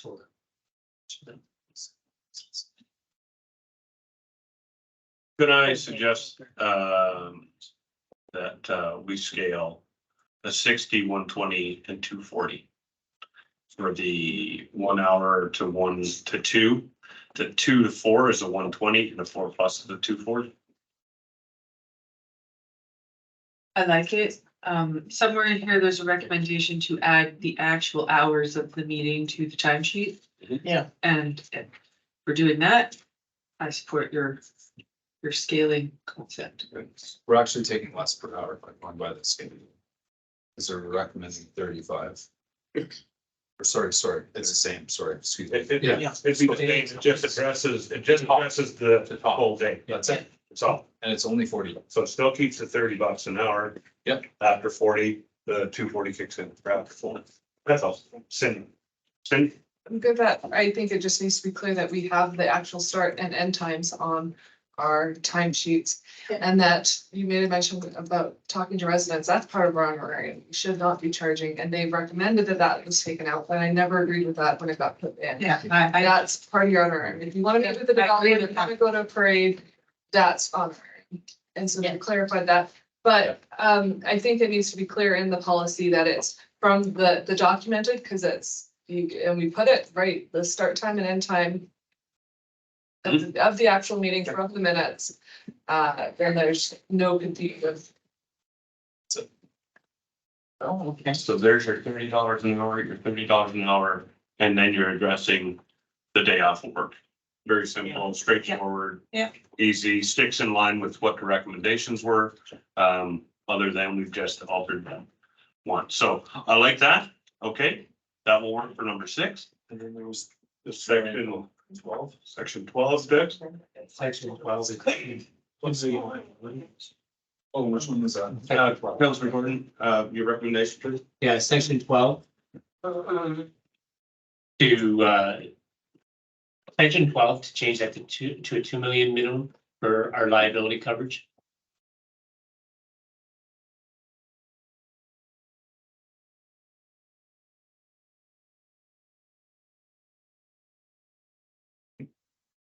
Yep, easy peasy. Sure. Boy, no, you can get one. 1 million. Yeah. It's Alberta. I'm sure it was gonna be the minimum. The highway traffic impact, the minimum liability, It's that million. 200 grand. Boom. 200,000. I would never sell a policy with that. No. Super fast. Hazel's next recommendation. Heather, your lights on. Did you? Sorry, no. Hazel 15, is it? Yeah, number 15 on the parental leave. Okay, and this one, It's not included. Black diamond policy. It's just to adopt the town of Black Diamond parental leave fund, easy peasy. because I understand Turner Valley didn't have one. Well, that makes that simple. Excellent, okay. Oh, that's. Like the 6 weeks that it's there And I can take time off. Yes. So it would be 12 plus the 6, Yeah, no. It's 16 weeks. 16 weeks. 4 months. Yeah, okay, that's good. So this could also include this 12 weeks. 16 weeks plus 12, or just 12 weeks for the parental leave. The parental leave according to the bylaw is 16 weeks. But it says here 12. Am I reading this wrong? No earlier than 12 weeks prior to. There's an the- eligibility clause. Pardon me, There's an eligibility clause. after 1 year. Less than I go on parental leave. I think, right? Oh, Yeah. Yeah, it's like, perfect, yeah. sorry, that's your period when you're eligible to take it. Yeah. Okay. Councilor Holiday, clarity? Yeah, I'd like the recommendation to have the concrete start and end time. The committee had that. I think we're adopting, if you're gonna come back with the draft of parental leave, come back with the concrete start and end time. And I also would say, let's take out any option to extend past 16 weeks. It's a 4-year term. I think 16 weeks should be it. It should be up to the council in the day. It should just be 66 period. For your council term, that's what you're saying, Councilor Holiday? That your parental leave only goes to 16 weeks. There is a clause in the current Black Diamond one that says that the council has the option to extend it. And I would just like to say, no, like, I think 16 weeks is very generous. Yeah. As it was. Cause it's only a 4-year term, like. Yes, yes. Yeah.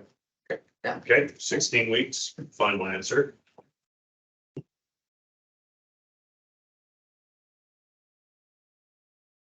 Okay, and the last one. That's it. Yeah. That's it? Yeah. Yeah. 1, 2, 3, 4 recommendations, sounds good. Okay. So. Vernon, can we accept this document as amended?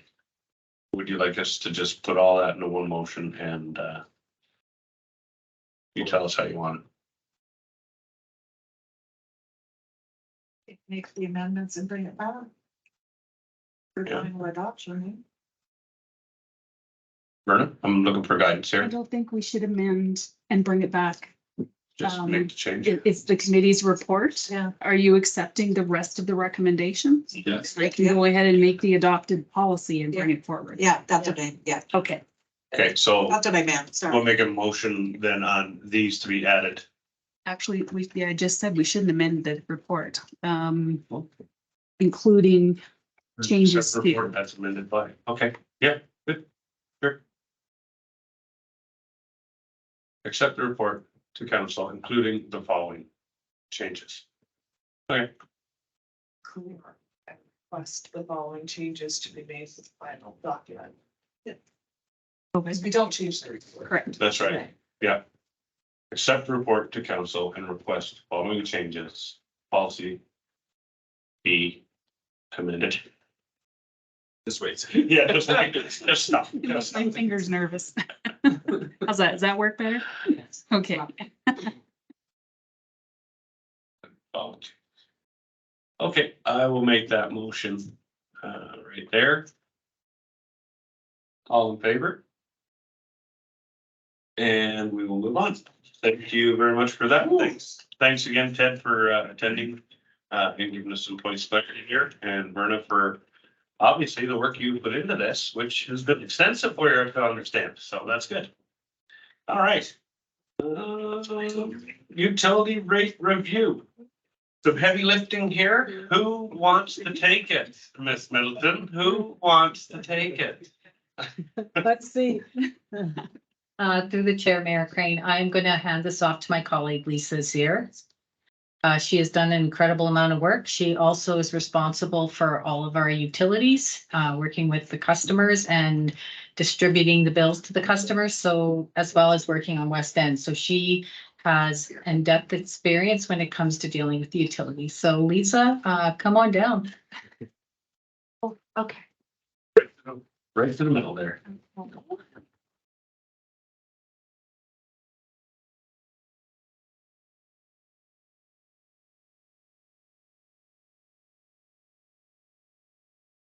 Get shorter, actually.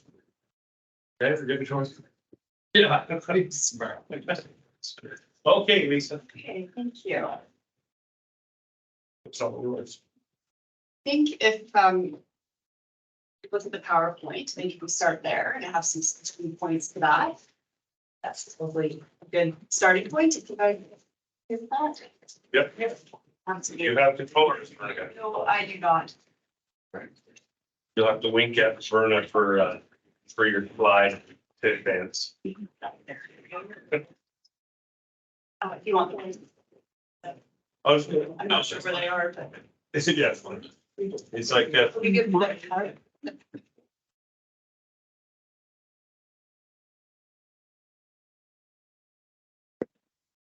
I think it's good. Okay. So we can move to the key topics for discussion and then we'll go through them. So I've done a municipal comparison. I'm sure you're all familiar with the current rates, proposed rates for full cost recovery, a proposed path forward from administration with the proposed rates and closing remarks. So if we look at the municipal comparisons, there's two slides to speak to that. If you go to the next slide, please, sorry. Okay, so this is just a quick spreadsheet that breaks down municipalities of similar size and also close proximity to us, and just how they're doing their utility rates. I think it's pretty self-explanatory on the chart. Some are using tiered, some are using one rate. Most towns with our population size are using one consumptive rate. There was no 5-tiered models in any of the municipalities that I researched, which are all listed here. All but one of the municipalities have only one sewer consumptive rate. They do not tier sewer consumption, one other than one. Stormwater is commonly billed. And then if we go to the second chart, so next slide, please. This is just an average annual cost between different municipalities. And it includes the 4 models I've researched going forward for us, full cost recovery, and then our proposed path forward. So it just gives you an idea of residential versus non-residential and an average annual consumption of those cubic meters. So the other interesting part on this slide is that if you look at the difference of the rate comparisons for the 4 proposed for Diamond Valley, it's minimal monthly from a tiered to a 1 rate. And I did come back with data. You had asked for a larger gap between the lowest tier and the higher tier, and I did do that. And it's still fairly similar. Like for the residential, it worked out to less than $10 per billing period difference. Okay, next slide, please. These are just the current Turner Valley and Black Diamond bylaw rates. I think you're probably all familiar with this. They're very different. So it makes it very difficult to try to align. They are extremely different. Can I ask a question right off the get-go? Yes, please. So, because I really dislike this whole 5/8 line, 1 inch, 1.5 inch, 2 inch, so like it. If I use a cubic meter of water, I don't care if I poured it out of a 5-gallon jug. Or if I use the garden hose, I use the cubic meter. So can you explain how that makes any logical sense? Yes. Right? 'Cause I really want to know that by the end of the day, seriously. Okay, so it's basically how much potential you could use. And where this gets important, and I think this is why Black Diamond had this model, is when you're looking at multifamily residential properties, including the mobile home park, where there are 2 meters for all of the mobile homes. You look at the condos, Main Street Village, the condos across Street Mars, 1 meter. So they are not paying that flat charge that we all pay each month. They're paying that once. They're not paying it multiple times.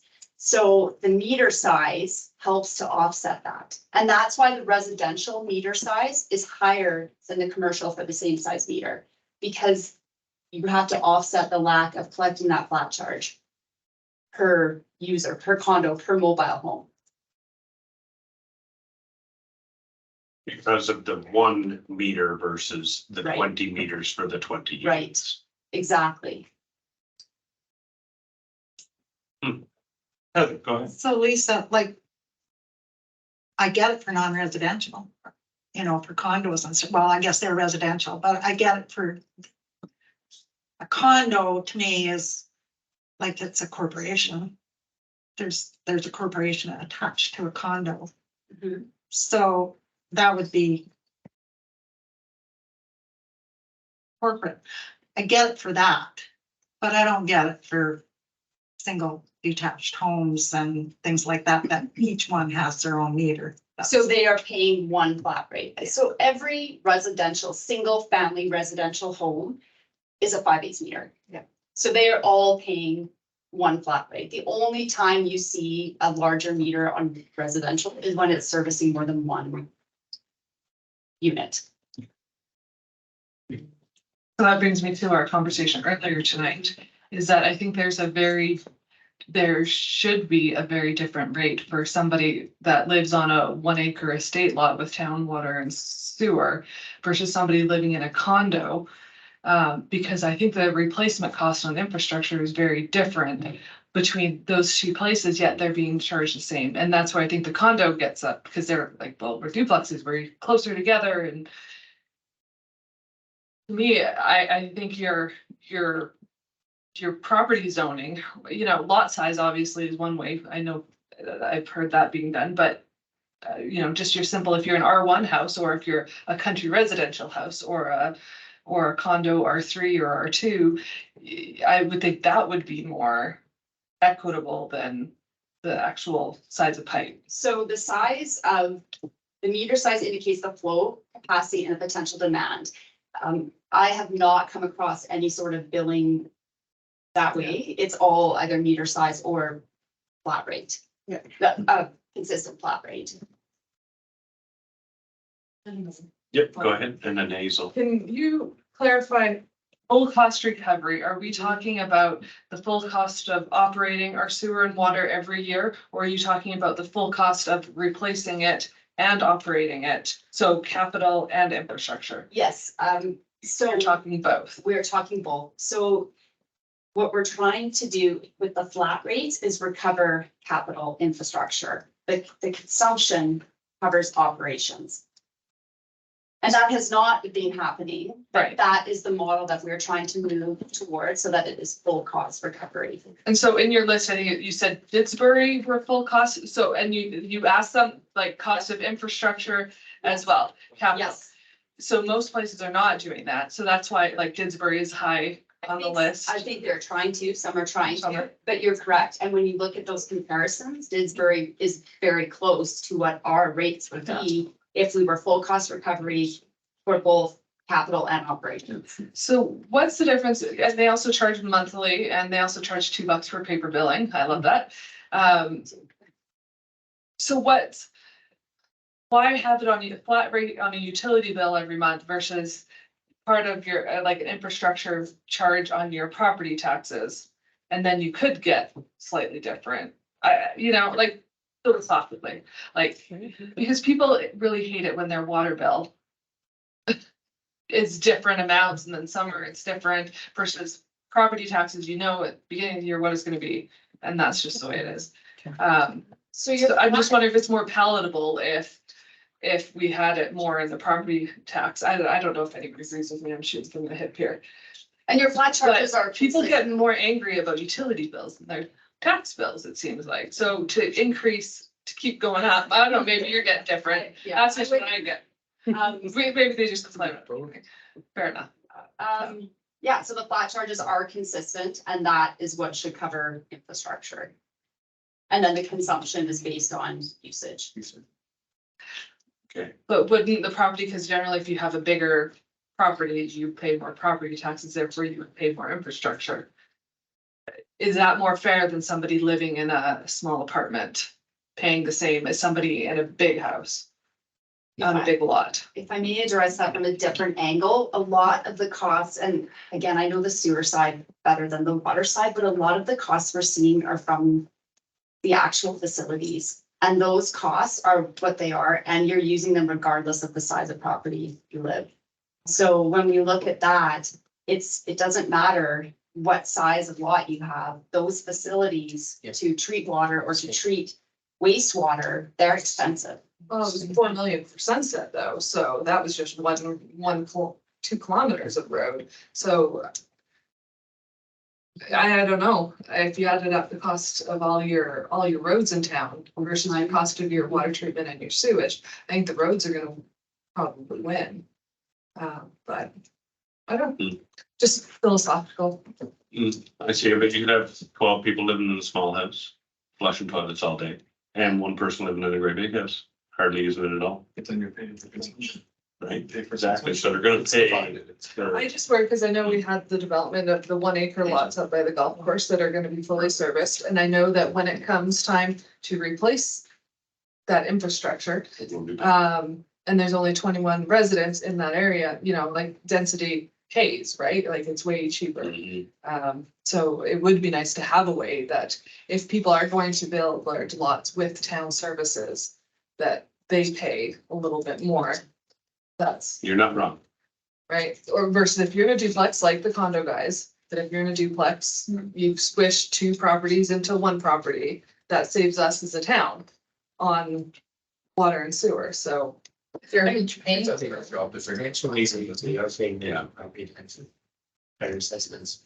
Yeah. Property tax will go to replacement. Yeah. For infrastructure. Let's go down the line here to Hazel. Cindy's given us something to think about for sure. Sorry, Hazel, did you want to go? You said no. So I got in line Hazel, Veronica, Jonathan, then Heather. I just have a question just for clarification here. So is the water meter size determined by the pipe size from the water shutoff valve to the meter? I don't know that I'm the right person to answer that. I know that when you're dealing with larger buildings, it's the engineers have to give those specs. So the town doesn't necessarily decide it depends on what the engineer draw and what they need for. So typically, all the residentials will pay the 5 acre. We do not, I can speak with certainty, we do not have, there's one property in Black Diamond that has a 3/4 inch meter. It is the same, virtually the same. All single family homes are 5/8 meters. Okay, so that would be. Yes, they would all be paying the same flat charge. Okay, and just one more thing.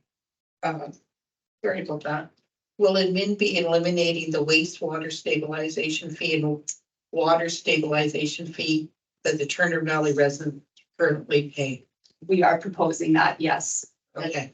That would be absorbed into the consumption rate. Thank you. I find this fascinating. So this is a long page of comments. Sorry, Brendan, shut up. So my first year on council, I did a comparison. So I had Didsbury, two towns, Sundre, Cochrane, Jasper. Anywhere I had a friend, I had them send me their water bill. So my first question is, when did Didsbury get to full cost recovery? Because 2018, they were less than Black Diamond. Black Diamond was the second highest. Just remember it's recent. Yeah. Yeah, it's very recent. All right, so that's good. Good for them. My cousin hasn't been complaining about her water bill. That's nice. The meter size, this was more for commercial builds, like Rona, let's say they had a 1-inch line going in, they would be paying, actually, it doesn't matter. Let's say they had a 1.5 or 2-inch line going in, but they're only running a toilet and a sink. So they would have to pay, I don't know, it's like $500 to change out the meter, but then they would be billed, their flat rate would go down to $44.94. So they would eat up their $500. And there was probably something they could make a deal with admin that council didn't know about, that just have your new meter and be quiet. But I don't know anything about that. So. Sounds like it. It's nice to hear. I can speak to, on the former Black Diamond side, that if there was a request for a meter reduction, it had to be engineered. We had to have engineered. So they did not get any rebates. There was a conversation from a commercial property about that, and that's what they were advised. And I've upset Public Works, so. Mr. Craig, Mr. Reed. If I may, to the chair, just make an additional comment to Councillor Coiber's reduction meter theory. 600. Some businesses such as Rona wouldn't, even though that they may wish to downgrade the size of their meter, it would be highly unlikely, because they would have a fire suppression system. Yeah. And the volume of that system would require a larger Because the size. pipe / larger meter. So we would probably decline meter reduction for that purpose. This didn't come up in the presentation when we did our utility review. Okay. Thanks, Greg. So yes, that's what I got out.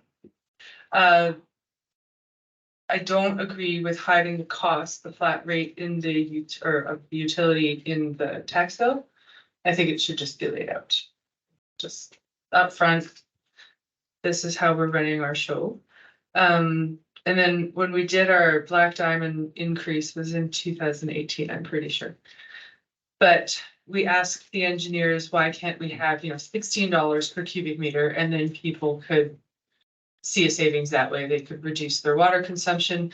And the engineers were quite upset about this idea, because first of all, we need as a town a certain amount of money coming in as capital, and we have to be able to guarantee that. So that's why these flat rates exist. And also, you can't run a sewer system with limited amounts of flow. You need a minimum amount of flow. Otherwise you get stink problems and the whole system doesn't work. So the engineers were very, very opposed to this concept. It's a very good idea. Councillor Gordon, thank you. Well, since we've been talking about full cost recovery and using the comparisons, a couple of questions. The last time you presented this to us, I did ask a question, how much of our 2023 budget is subsidizing our utility rates? Do you have that number? There's a few numbers. Do you have it there? So year to date, if we look at the sewer side, the projected, deficit would be just over $300,000. So I believe water was just over 100,000. And this is also not putting very much into reserves. But this is, so we are, right now, we are taking almost all of our revenue just to run operations. And then running out of 300. So we're looking at 400 grand of our property taxes right now. Projected is subsidizing our water and wastewater. So I'm actually quite, I find it phenomenal that Didsbury, with their full cost recovery, their operating budget for this year is 12.6 million. And our operating budget for this year is 14.4. Didsbury puts 1.3 into reserves within their operating budget. We've got a lot of work to do in our town to get our costs under control. Didsbury has much higher amenities than we do, and significantly, and that includes their 665,000 for their municipal policing costs too, which we don't even have calculated yet. So I love what we're doing here. I think full cost recovery is the right way to go, but we really have to take a look at the entirety of the budget and get costs under control, because this is a burden our taxpayers are bearing, and we need to really work harder. Thank you. Thank you. Been Heather and Cindy. Thanks for all your work on this, Lisa. It's really well prepared. I have one question though. When we're looking at the proposed rates, full cost recovery and the consumption rate, water consumption rates at $3.80 and residential and then sewer at $4.63. One of the things that I didn't see here, and you might know right off the top of your head, is what are other communities charging for water consumption rates? I do have that. It is not in this table, Yeah. but I do have that information. Do you have, That's how I do you calculated. have, for example, Didsbury's? Just give me 1 second for sure. Well, he's got it. Yes, she's up. See how fast. No rush. Just have to have the numbers. This is a lot different. Control F on the file with Didsbury, and you'll find it. Just gotta find which spreadsheet I have. Right.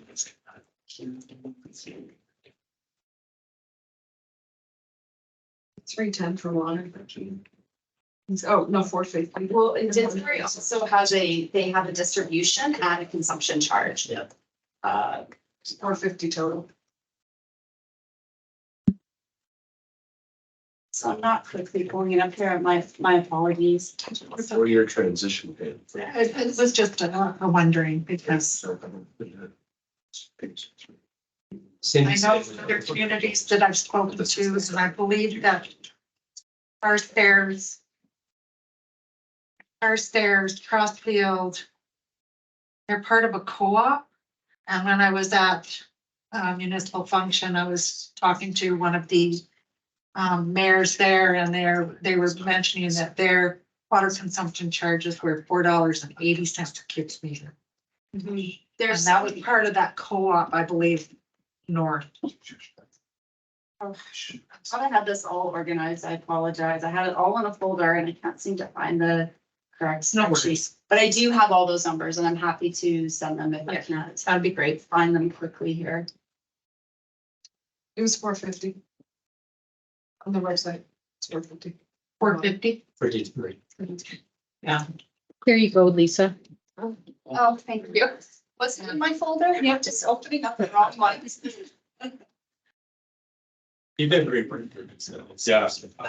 Well, another thing is I think it's really important for the residents to understand that, you know, it looks like we're really raising that consumption rate.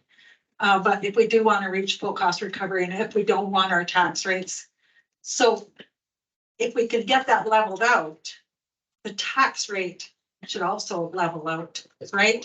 So the utility rate going to full cost recovery and the tax rate should be reduced by that amount once we get there.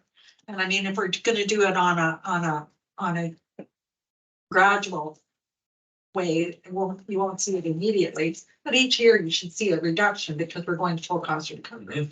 So I think it's really important for the residents to understand that part of it, you know, like if by fixing the utility rates or the water and sewer rates, then that burden will come off the tax rate. So that should be at least leveling out that tax rate over the course of the years. And understanding also that we're in the middle of a huge $17 million sewer lagoon project that we're not able to fund, we're not being funded totally by grants. So that's got to be in consideration when we're doing this kind of thing too, because that is our capital. So I think it's going to be communications that are going to be really important, and having those comparisons of $4.50 that Didsbury is charging and the flat rates that they're charging and stuff is kind of important. And so yeah, thank you for looking that one up. And you know, it's interesting to me, High River, holy smokes, like and Nanton, and we know where Nanton's at with their water situation. And it's just frightening to me. You know, like what's underground in High River and how are they replacing stuff? That is a huge tax burden for High River residents. So being able to understand that and communicating that out to the community, I think is super important. One of the things that I did address in my report, I believe, is that, I mean, we would like to see this aligned bylaw ready to go before January so that we could start billing in January. But definitely public education needs to be a key piece of this. Yeah. Totally agree. Councillor Foiber. Very, very good segue. However this lands, I hear a lot that people want, no extra charges during the summer months, so they don't want to pay the sewer fee. But you know, you water your lawn, it's 1 to 2 cubic meters a month or per billing cycle. It shouldn't be that much. That's less than $10. So if we could include that in the public education. Oh, I understand. Include that piece, like. Oh, yeah, so they would, they're, Yes. it's $4.63 per cubic meter that you discharge into the sewer. If you're putting that on your lawn, you technically shouldn't be paying $4.63. That's. So there were a couple municipalities that do offset with their summer sewer consumption rates. That is difficult for administration. The other piece of that, as you've noticed from the rates that are proposed, our sewer rates are high. So if we were to do that, our sewer rate would increase again to just to accommodate appeasing people. So I agree. I think that the education part is important there. Water and sewer are combined. That's why we do it this way. It's a usage and it's a billing cycle, and that's how it goes. So I have no problem spending that. I have one thing that I'd like to throw out there. Can we fix the term fixed rate, flat rate, whatever you want, whatever we're calling it now, and call it capital reserve? So that when we talk about education, I see a bill come in the mail and I see flat rate, and then I see my consumption and it's 200 extra, and I got flat rate of 180. I go, hey, you double dipping me. I get mad, which is what we deal with on Facebook and so on. And the reality is, it's a capital reserve. It's what it is. Building a capital. Yeah. So call it a capital reserve on our bill, so that when I see it, I go, I'm helping the community at large in the long term, and here's what I used. This makes sense. And I don't feel mad because I know why I'm getting billed that rate. So that simple wording will go a long way in appeasing a lot of negativity and educating as to what we actually are collecting money for. So, council, does that make sense? Oh. That's my point. It's flat Right rate. here. It says flat rate. So Fixed charges. Fixed charges. Yeah. Yeah. if you change that to capital reserve and then you have a fee, you know what that money's going So to. your water-based residential fee and your sewer-based residential? It's called capital reserve. It's called capital reserve. That's where Because that's where it's going. That's what it's intended for. we're not using it to maintain the dog park Or operations. no, it's going into savings. I was getting. Well, we are currently using it for operations, but the path forward is Exactly. stop doing that. Exactly. So if over the 4-year transition is recommended, we see, here's your capital reserve allocation, and we took from Peter to pay Paul, and then that reduces 4 years, we can say we have a success story in front of us, people. If we don't see that, we know that we are still broken, we must adjust. Right? But those numbers and that calculation clearly defined would greatly help any new council sitting at the table to see where it goes. Councillor Gordon, then Councillor Kelly. Yeah, Lisa, you've done such great work here, so you may have these numbers. Once we achieve full cost recovery, what will be our annual allocated reserve into utilities? Do we have that estimation? Do not, well, I do not have that number. I do have currently what our flat charges would, like approximately what they are bringing us would be pretty close. And Because I think that'd be a great piece for the public education to know that, hey, this is what we're doing. We're looking at the long-term viability of the community. We've got allocated utility reserves, boom, whatever that amount is. I mean, because that's what we need to go down that path, correct? So, because I know when, I hate bringing it up, but when Turner Valley did our utility rate review, there was, we looked at these numbers and it didn't turn out to be the numbers that we hope to see. So I want to make sure that before we move forward with this, that we have a definitive plan that indeed does highlight, once full cost recovery is in, this is the estimated allocated reserve we're putting into capital for our utilities. Because I can get behind that and support it completely. Thank you. so I do have that number. So currently it's just over $600,000 that we are collecting in flat charges for water and sewer. It's a little bit less than sewer. There are some properties on both sides that don't have sewer connection. So, and that is approximate. That's taking all of our meters, and that is using the meter size model. When I'm giving you those numbers, that's using that model. But that doesn't go into reserves. That's part of the operations right now, right? It is that entire amount is not being put into reserves currently. Yeah. Correct. Can you say that number again, please? It's just over $600,000 annually per water and sewer. So 1.2. 1.2 or 600? It's 600 each. 600 each. Sorry, yeah, 600 each. 600,000. Cindy, you want to close this? No, I wasn't. That confused me, and I think it's probably better at budget time to like figure out some of these things. Who's rough? Because you're saying we're not putting enough away for reserves. Or we're not putting any right now No. Some. into reserves? There's some. We are Some, taking, but we're taking most of that Flat rate. capital reserve revenue. We are taking most of that and using it for operations.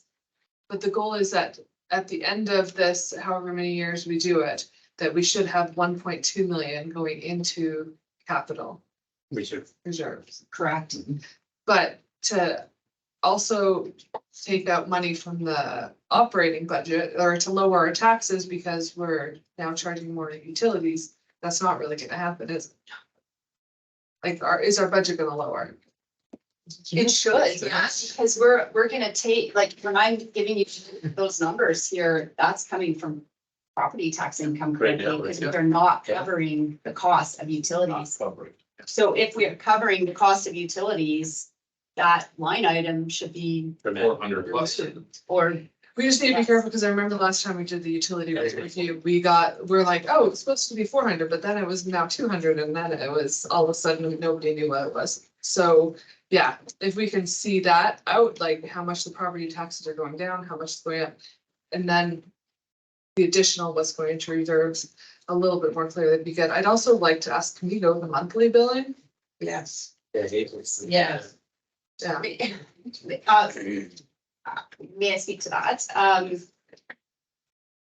We can go to monthly billing. It just is going to take more resources for administration and public works. Keep the words. Okay. And have you run through all your calculations and all the different approaches to see if there's any weird anomalies where you're gonna have, say, a business that uses lots of water all of a sudden be in a very dramatically different water billing situation? That, or some people like, are you looking for weird outliers under different models?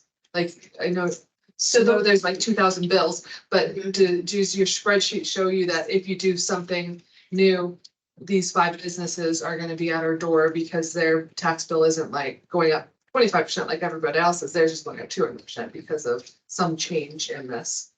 Is there, have we double checked for that? So you're asking, sorry, you said tax bill, but you're. Or utility bill, correct? utility bill, yeah. Is there any situation that would have made one of these models do something funky for particular people? The tiered model is problematic for the multi-family properties. Mobile home park, condos, it's problematic. It's very difficult to estimate what they should be charged. And I'd be very sensitive on the mobile home park, because they were the ones that got hit super hard. I've heard that from people that live there that are low income. And the property tax assessment that we didn't know about, that was the assessor's decision, that got hit. So those are the kinds of things that I want to know. So that is one, I mean, that is one of the reasons that the former Black Diamond model was one rate. Because it doesn't penalize those properties, and it doesn't penalize larger families.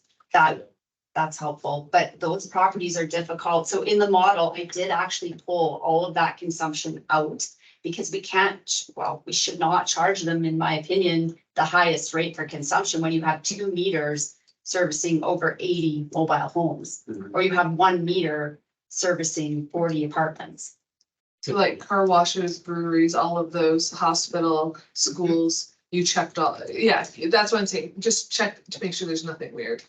That'd be good. So the one point I think, if we look at the current rates and we compare, the Turner Valley side, those businesses will see an increase, because if we use the proposed model that the administration is proposing with the meter size fixed charge, they didn't see that before. So if they have bigger meters, and I don't think there's as many on the Turner Valley side, but places like your breweries, they'll be hit with the meter charge, and then the consumption rate will go up for everybody across the board. But there's no anomalies where one business is, standing out. Well, just compared to where they are right now versus where they're going to be under this model, I think we as a council need to understand that. So I think then what you're asking, I think it would be important for me to maybe run on the Turner Valley side, run your businesses with larger meters, because they're going to see an increase from that fixed side as well as consumption. But in saying that, would they not be paying the same rate as, like, Far would pay the same as Hard Knocks? You're correct, yes. So they've been getting a discounted rate, With but now, the property taxes on both sides. But we need to know it, so there can be some talking, personal education. Yeah. For those who are going to be impacted the most, not a surprise. The 2 week or whenever the next billing cycle is after the change.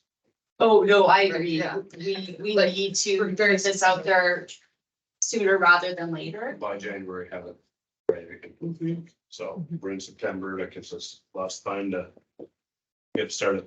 I'll go to Hazel, and then Brendan can conclude us off. It's a simple question, Lisa. What is gonna be the public engagement? How is that gonna look? Is it just gonna be a survey? What are we gonna do? We haven't really discussed that.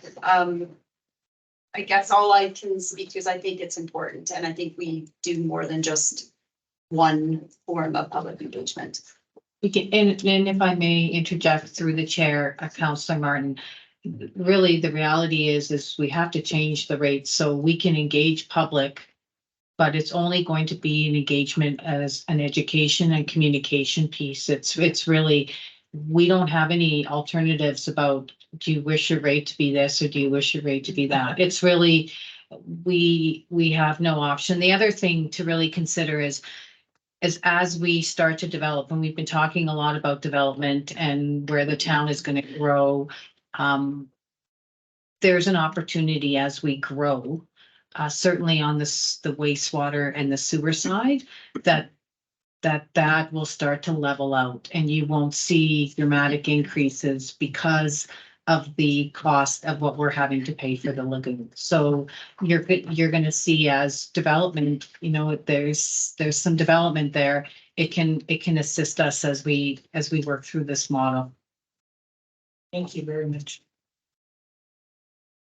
Brendan. Yeah, it's more of a comment. Great question, Hazel. That's what I was gonna ask. This just brings me back to the launch of our recycling and compost, and there was all of this talk about education. And I didn't ask the question then what education was, but other than the one piece of paper that showed us what was gonna go in our waste basket, recycling bin and compost, I didn't see anything on the town website. You didn't see anything on Facebook, so I just hope it's going to be comments. It's not going to be a suggestion like CAO Middleton just said. But this information, as soon as this gets implemented, this information needs to go out, and that's all I wanted to say. I just don't want it to be a surprise, and it needs to be ongoing, not just one letter out to residents. I think it should be an ongoing conversation. And if that's us, if that's council's responsibility, then we need to come up with a plan to make sure that we inform the residents and the businesses just as well. It shouldn't just all fall on administration. Copy with council utility. Yeah, it might be a good one. Heather.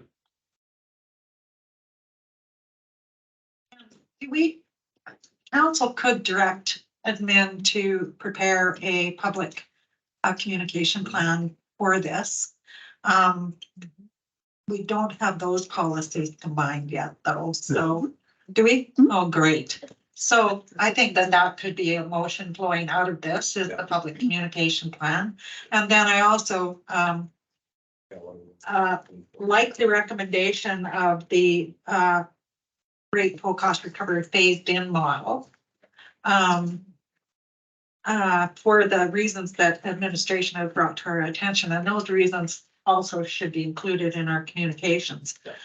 So I think admin's basically got where we're at when it comes to educating the public on this. It's really going to be very, very important because I'm already seeing, and I try to avoid Facebook and I just will not go there because I've been seeing, oh, they're going to raise it 100%. Well, that's not true. Where did you get that number from? And we have to beat the Facebook comments if we can. So if we could get a communication model put together for this, the sooner the better, so that we can start communicating this on our website, on wherever we can, in a flyer that goes out. I don't care if it goes out in separate from a utility bill.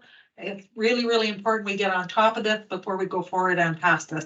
And it's really going to be important to do that balance between tax rate and utility bills and what that's going to look like. And even some comparisons of other municipalities, what they're paying for water consumption. I think it's going to be important that the community sees that. Oh, it would be great if we had lovely people that would come to our council meetings and listen to all this information or go on and watch a video, but they don't. They become keyboard warriors on Facebook, and that's where their other people are getting their information from. So I would be willing to put forward that motion when we're ready. Yeah, I like that. And I think we are ready. Yeah. So there's no, I'm not sure what you want to do with, I understand 4-year transition period is where you're leaning. Heather? I think all the council is. The model that I like 5. is proposing the rate full cost recovered phased in model. It's not a recommendation, so I don't know how we want to word this. Or is it? Oh, yeah, closing remarks. Okay, sorry. It's the one.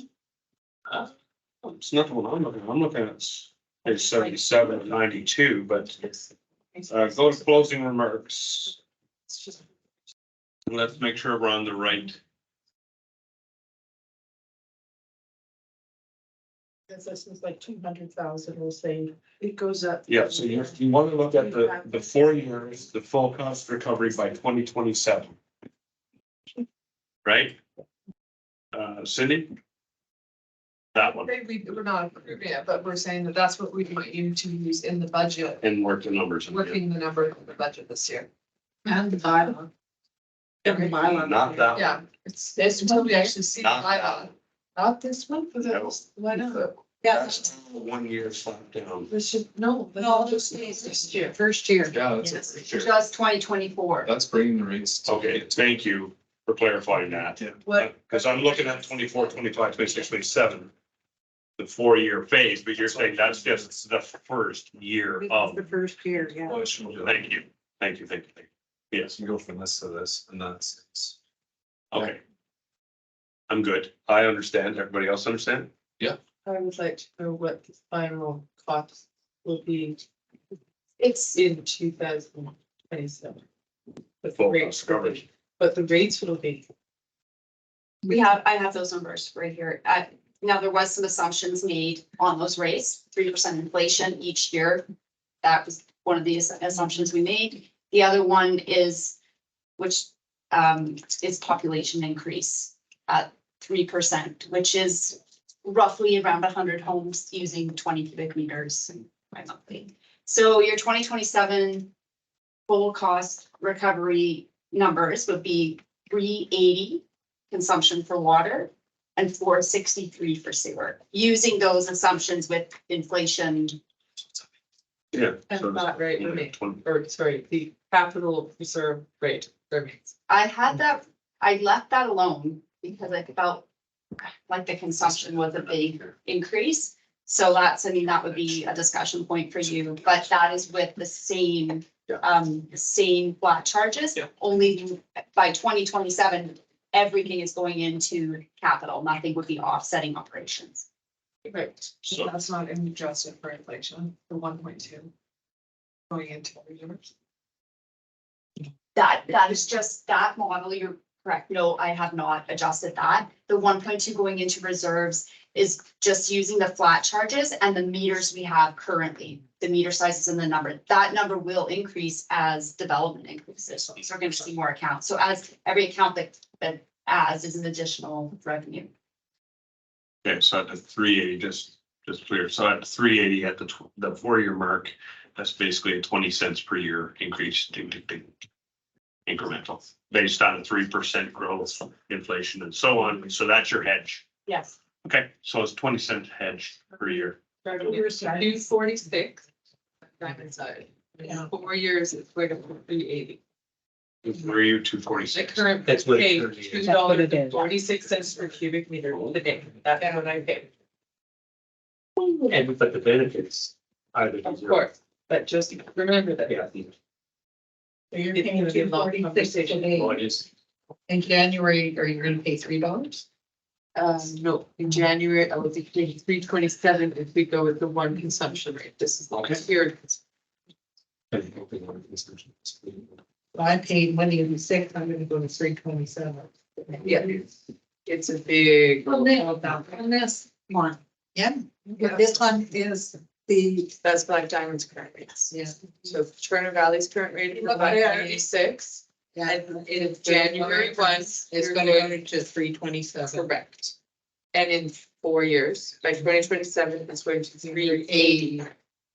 Wow. Correct. If we stick to You're the going one up to consumption $2. rate. Well, But it's here. Yes. but then let's get the short end of this. Well, fix that. Okay, so, Great. yeah, there's no question that this is a hard pill to swallow. It is. But it's reality based, which is something we've been on for a long time. And we got all the data we got. And exactly, like, we've never had more answers to every question asked. Yeah. Right, so Great answer. big kudos there, Lisa. Yeah. Okay, Heather, to be clear. you're making motions here. You got two. You're gonna adopt the 4-year transition plan. Not adopt it, request administration move forward with preparing it Exactly. Thank you. And for the 2022 budgets, 24, 25 budget process. okay, turn on your mic and make that motion. The council directs administration to move forward with the proposed full cost recovery phased in approach for the 2024-2025 budget process. Verity. With the tiered or one rate model. With the, I would put forward the one rate model.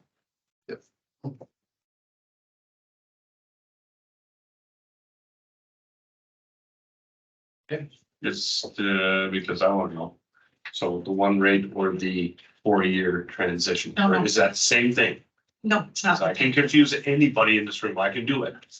But you better clarify me. So if you look at this full cost recovery phased in page, there's two examples. The one is the tiered consumption rate, which is residential, 0 to 23 cubic meters.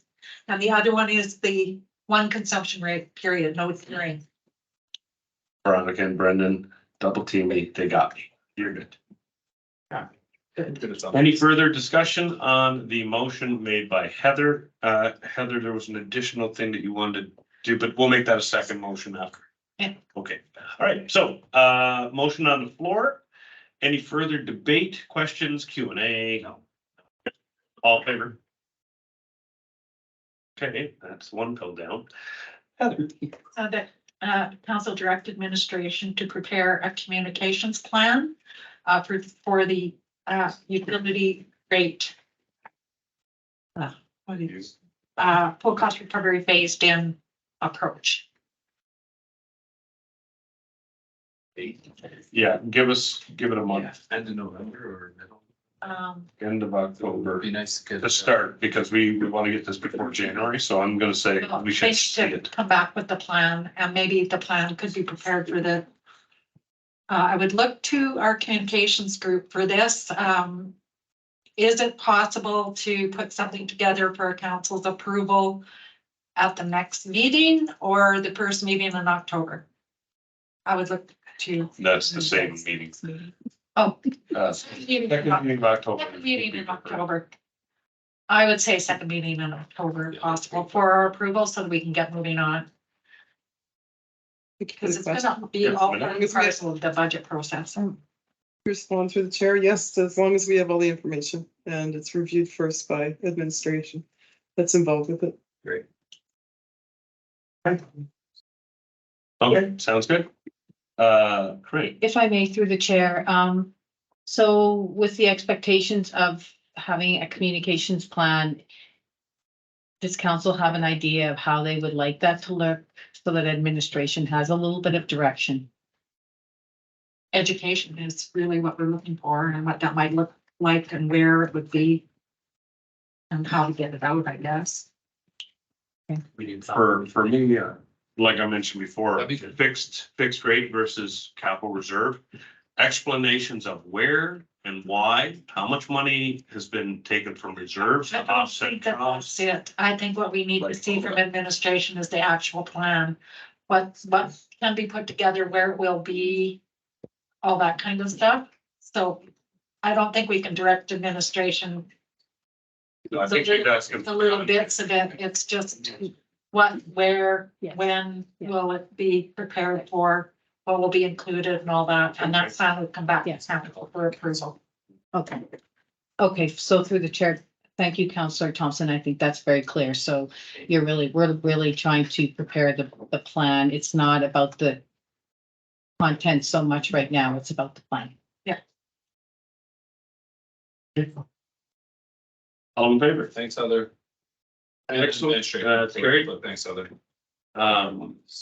Sidebar, I like Councillor Gordon's idea for this budget cycle. I think we need to do copy with council, and I think that's going to be on us to set up and execute. So we can internal dialogue on that and set up our own stuff and not stress administration. They give us the info. Yeah. Great, we will release some of it for sure, for sure. We'll be on the cutting edge. The best. All right, I believe you are finito Thank you, Lisa. until tomorrow morning, shall we say? That was very nice. Yes, very well done, thank you. Okay, can I get motion to adopt Foothills Cemetery Board and Sheep River? We have a couple of minutes. Okay. Oh, yes, and then see, when none submitted, but I know Berna actually said, I have it, I'll stick it up on the thing for you. And I just make a note of it right there. Me neither. So, admin inquiry, she's just pulling it up to her. Yeah, both of them will be up here on the order. Yeah, they should bring the, where it's going.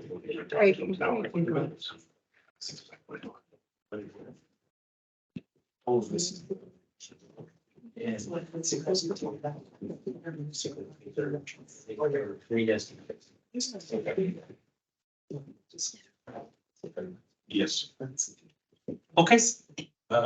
Craig, you're up. All right, Councillor Gordon, is this one your? That is. Yes, it is. I'll speak.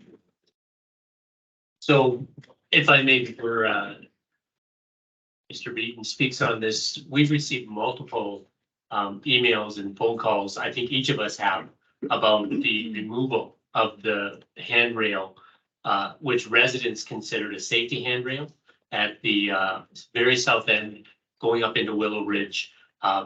And we would like to discuss this to see what options we have to support our residents that use this throughout the year.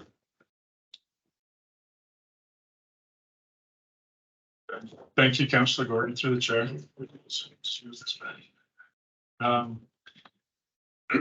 So once the amalgamation was complete in the springtime, we had an opportunity to inspect all our parks, green spaces and open spaces, trail systems with our park supervisor, myself and the park supervisor. We had an opportunity to kind of assess all of our open spaces.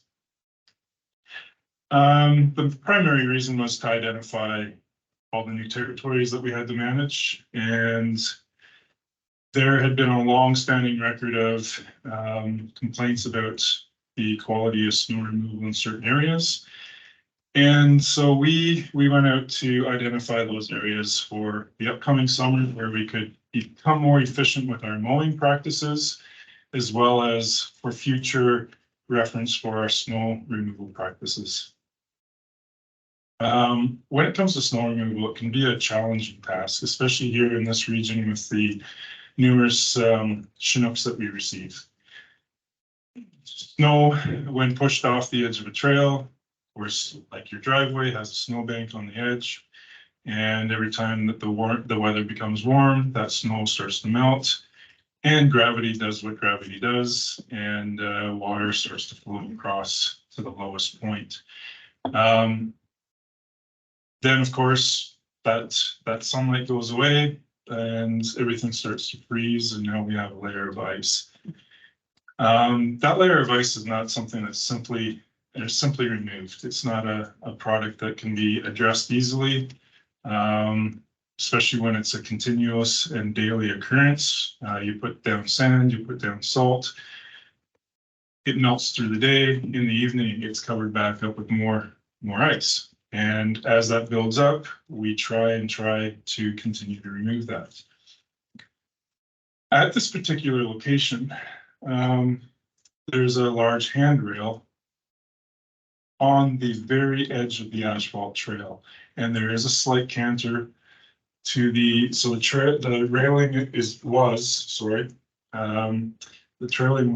railing was on the east edge of the trail. The canter goes from east to west, west being the lower side. And what happens is, because of that rail, our staff are required or forced to use their snow removal equipment and keep a safe distance from that rail so we don't cause damage to the equipment. as such, we aren't able to clear the full surface of that trail off. So we can get the snow off the west side of the trail because there's no obstruction. On the east side of the trail, we are limited to the capacity of which we can remove that snow. And you may want to argue that, yes, our guys should get out of the equipment and push snow by hand on the entire slope. That's not efficient. It's not conducive to the time that's required to do all the snow removal in our community. And if you consider the volume of snow in some of our snowfalls, it's really taxing on our employees. So the other alternative is we lay down volumes and volumes of gravel trying to address that ice. And then the consequence to that is a very shale covered asphalt surface, making it equally slippery in a different manner.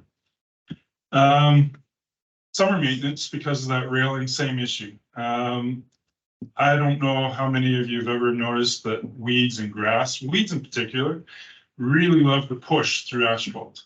Asphalt is not a hindrance to the growth. Some of those more aggressive weeds push right through the asphalt. Dandelions are famous for just pushing right through asphalt. And that's an occurrence that is happening on that trail where those weeds are starting to push through the asphalt, further deteriorating the life cycle of that surface. So a decision was made for practical reasons to remove that railing so that we could become more efficient and manage the ice and snow on that trail surface throughout the winter. Therefore, allowing us to remove the ice conditions or remove the conditions that create that ice in the first place, with the hopes of being able to actually remove any snow right down to the asphalt so that we don't have icy conditions to begin with. Furthermore, that railing will no longer interfere with our ability to mow a maintenance strip along the edge of that trail surface. There is no legislated requirements for handrails on flat trail surfaces, and you can't consider a railing on a flat surface as a safety measure. The only place you will see railings are on stairs and or platforms that are higher than 3 meters or 3 feet. Sorry. So the decision was to remove it. I have heard comments about it being safety rail, that it's a measure to allow them to gain access up and down that trail surface. And I understand that the change is difficult for many people, something that they've become used to utilizing or seeing on a year after year basis. The truth is, if the trail is so icy and therefore the rail is what they consider their measure of safety to improve their accessibility on that surface. The truth is, as a liability of the town, we should be closing the trail surface if we can't actively manage that ice. And I believe wholeheartedly from experience that if we can get the ice or snow off the trail surface in its entirety, that we can do a better service that trail surface far better than it ever has been. So, and that was our decision to do that. Okay, thank you, Heather. Thanks, Greg. As you know, I live very close to this trail. We use this trail almost on a daily basis. I personally know that the ice would build up underneath that railing way worse, and you were going to go to the other side of the trail. I've seen the ice on that so bad, like I wear my spikes. That isn't the only place that it's that steep, and there is no railing along those spots. And I appreciate the fact that it may be better maintained without that railing. I have heard from residents complaining about its removal, and for the one resident to suggest that he uses it to crawl up the trail. And I know this resident very well. He's dear to my heart, but it's truly dangerous for him to be out there doing that in the first place, or walking in the first place. He's 87 years old and in the winter time, I'll put my spikes on to go do that because I know damn well it's gonna be horrible. What was there before for residents was a sandbox and you had to sand it yourself pretty much. It was not maintained very well previously, so I'm hoping that this change will mean that it is going to be maintained. It used to be horrible. They have shut it down a few times because it's easier to shut it down than maintain it. So, that's just my personal feelings on it because I do walk it and I do walk it a lot. So I appreciate that that's been done. And I think that we need to give Public Works a chance to maintain it and maintain it properly this winter. And yes, there's lots of people that really don't accept change very well. We all know that, but I think we need to give the staff a chance to maintain it and try to maintain it properly. And if you can't get to it, close it. Okay, thank you. Go ahead, Craig.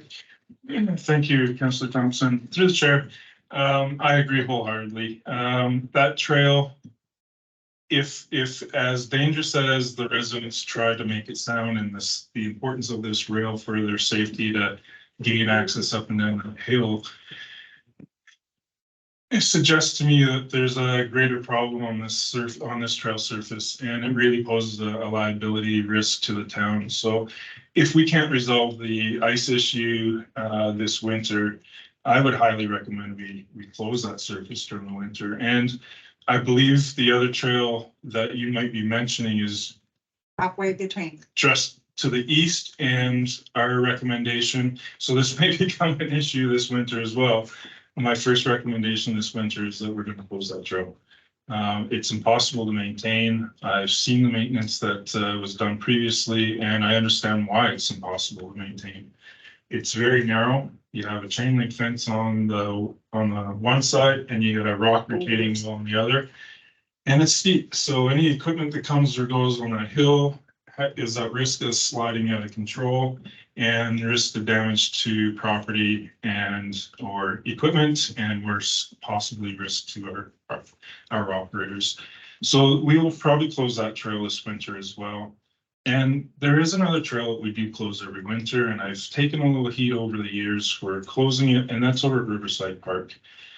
Coming from the upper bench down to the lower part of the park, that asphalt surface is very steep with a couple of chicanes in it, or very sharp back turns.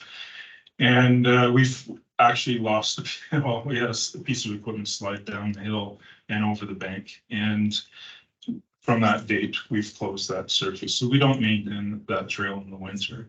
Through legislated or recommended trail building, there's some Alberta trail building regulations or guidelines. We'll call them guidelines, and they do make recommendation on trail slopes for particular types of use. So mountain bike trails have a particular use guideline for degrees of slope, and then you get into multi-purpose and municipal trail surfaces where they also recommend a certain grade. And I can tell you that those two grades along that subdivision are not scoped at those recommendations. Okay, any further? Sure, go ahead. When you say closed, Craig, do you mean like a sign put up, or do you, use your own risk, or you put something across? I'm just curious about what that would look like. So, thank you, that's a good question. Because we know what happens to signs, they get torn or pulled out of the place, we will be putting a physical barrier up that will have to be climbed over to access that trail. Okay, thank you. Good. Tell me where those trails are located on the Diamond Valley side. It's the Diamond Valley east side, coming from the Willow Ridge residential down to the Riverwood residential. We'll start up top and we'll, they connect like the lower Riverwood to the upper. Would they be as steep as the hills, say on the Friendship Trail? Perhaps in the one location where at the, I guess just on the heading east out of town on the Friendship Trail, when you come past the first bench coming down the hill from the willow tree, there is a steep portion there, but it's a very short stint compared to the length and the curve that's on this portion of trail.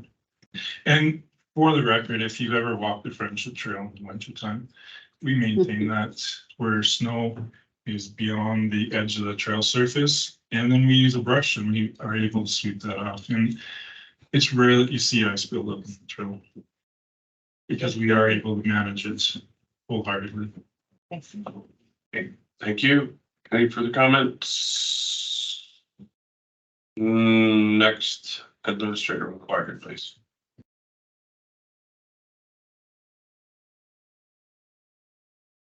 I gotta go for a walk and see that.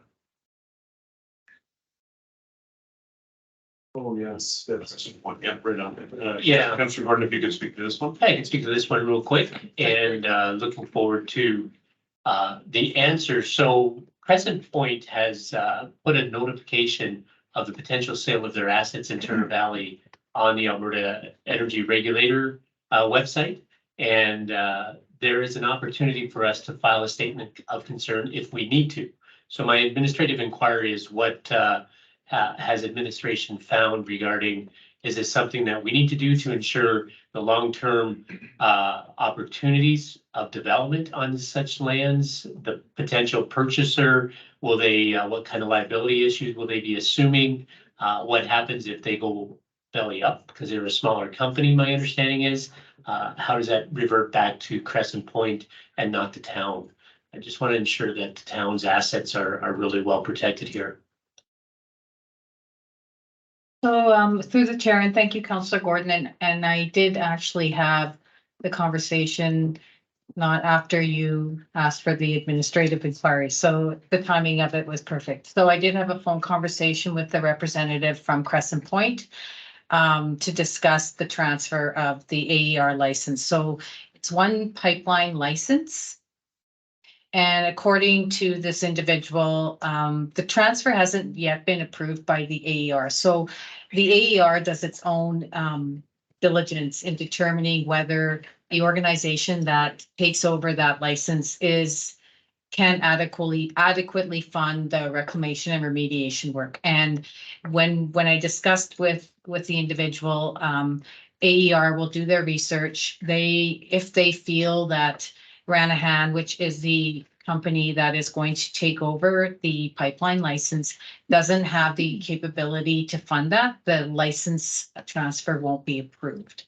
So the other thing I did talk with her about is Ranahan has a number of different companies under their portfolio, which suggests that they're in good financial shape.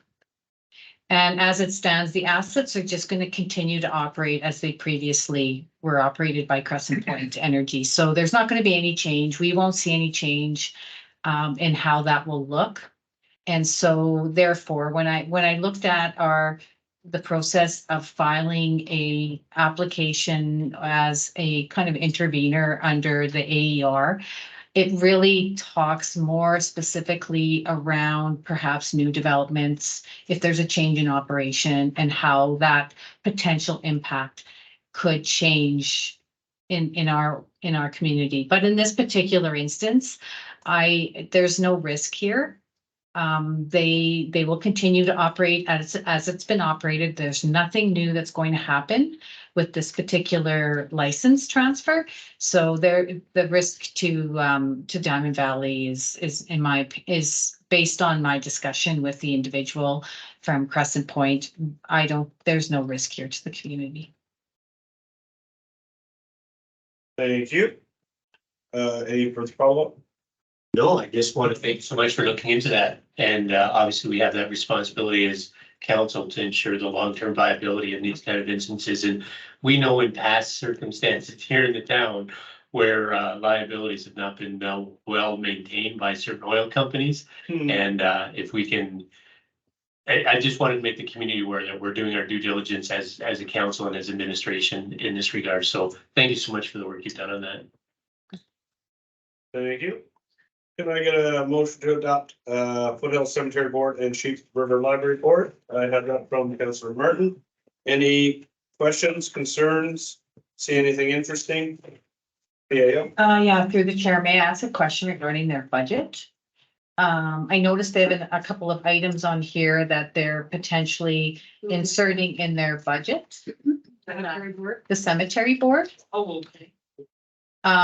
Do you have any perspective on how that might impact our budget? Oh, no, that was enclosed. There you go. No answer for you. Okay. But nothing released yet. Yeah, there's one. Oh. I guess we'll get there. You should phone, the CAO over at this county. Ask how that should go down. Okay. Good to know. Okay, ladies. Bye, ladies. Hi, ladies, thanks for coming. Any further comments on the minute? No. Okay, all in favor? Good. Correspondence, High River Santa Claus Parade invitation. Vern, There's another set of minutes there, and if I could, I only have cemetery and Sheep River Library. yes.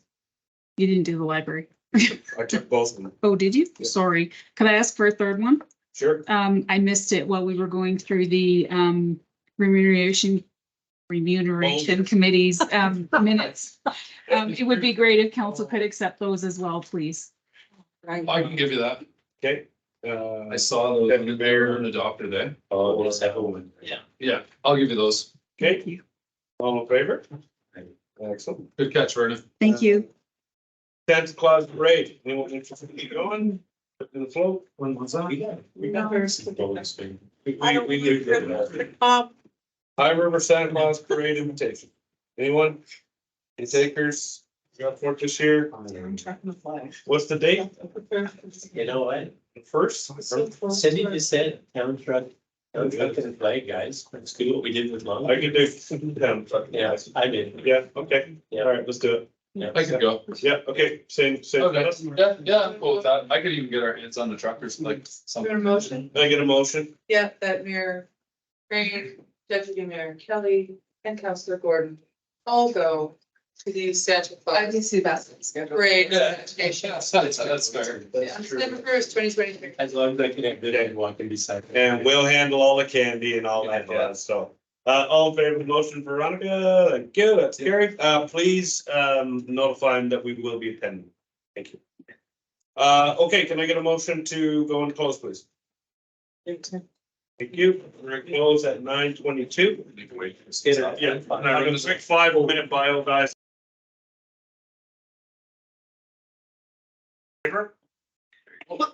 Okay, wait for the camera.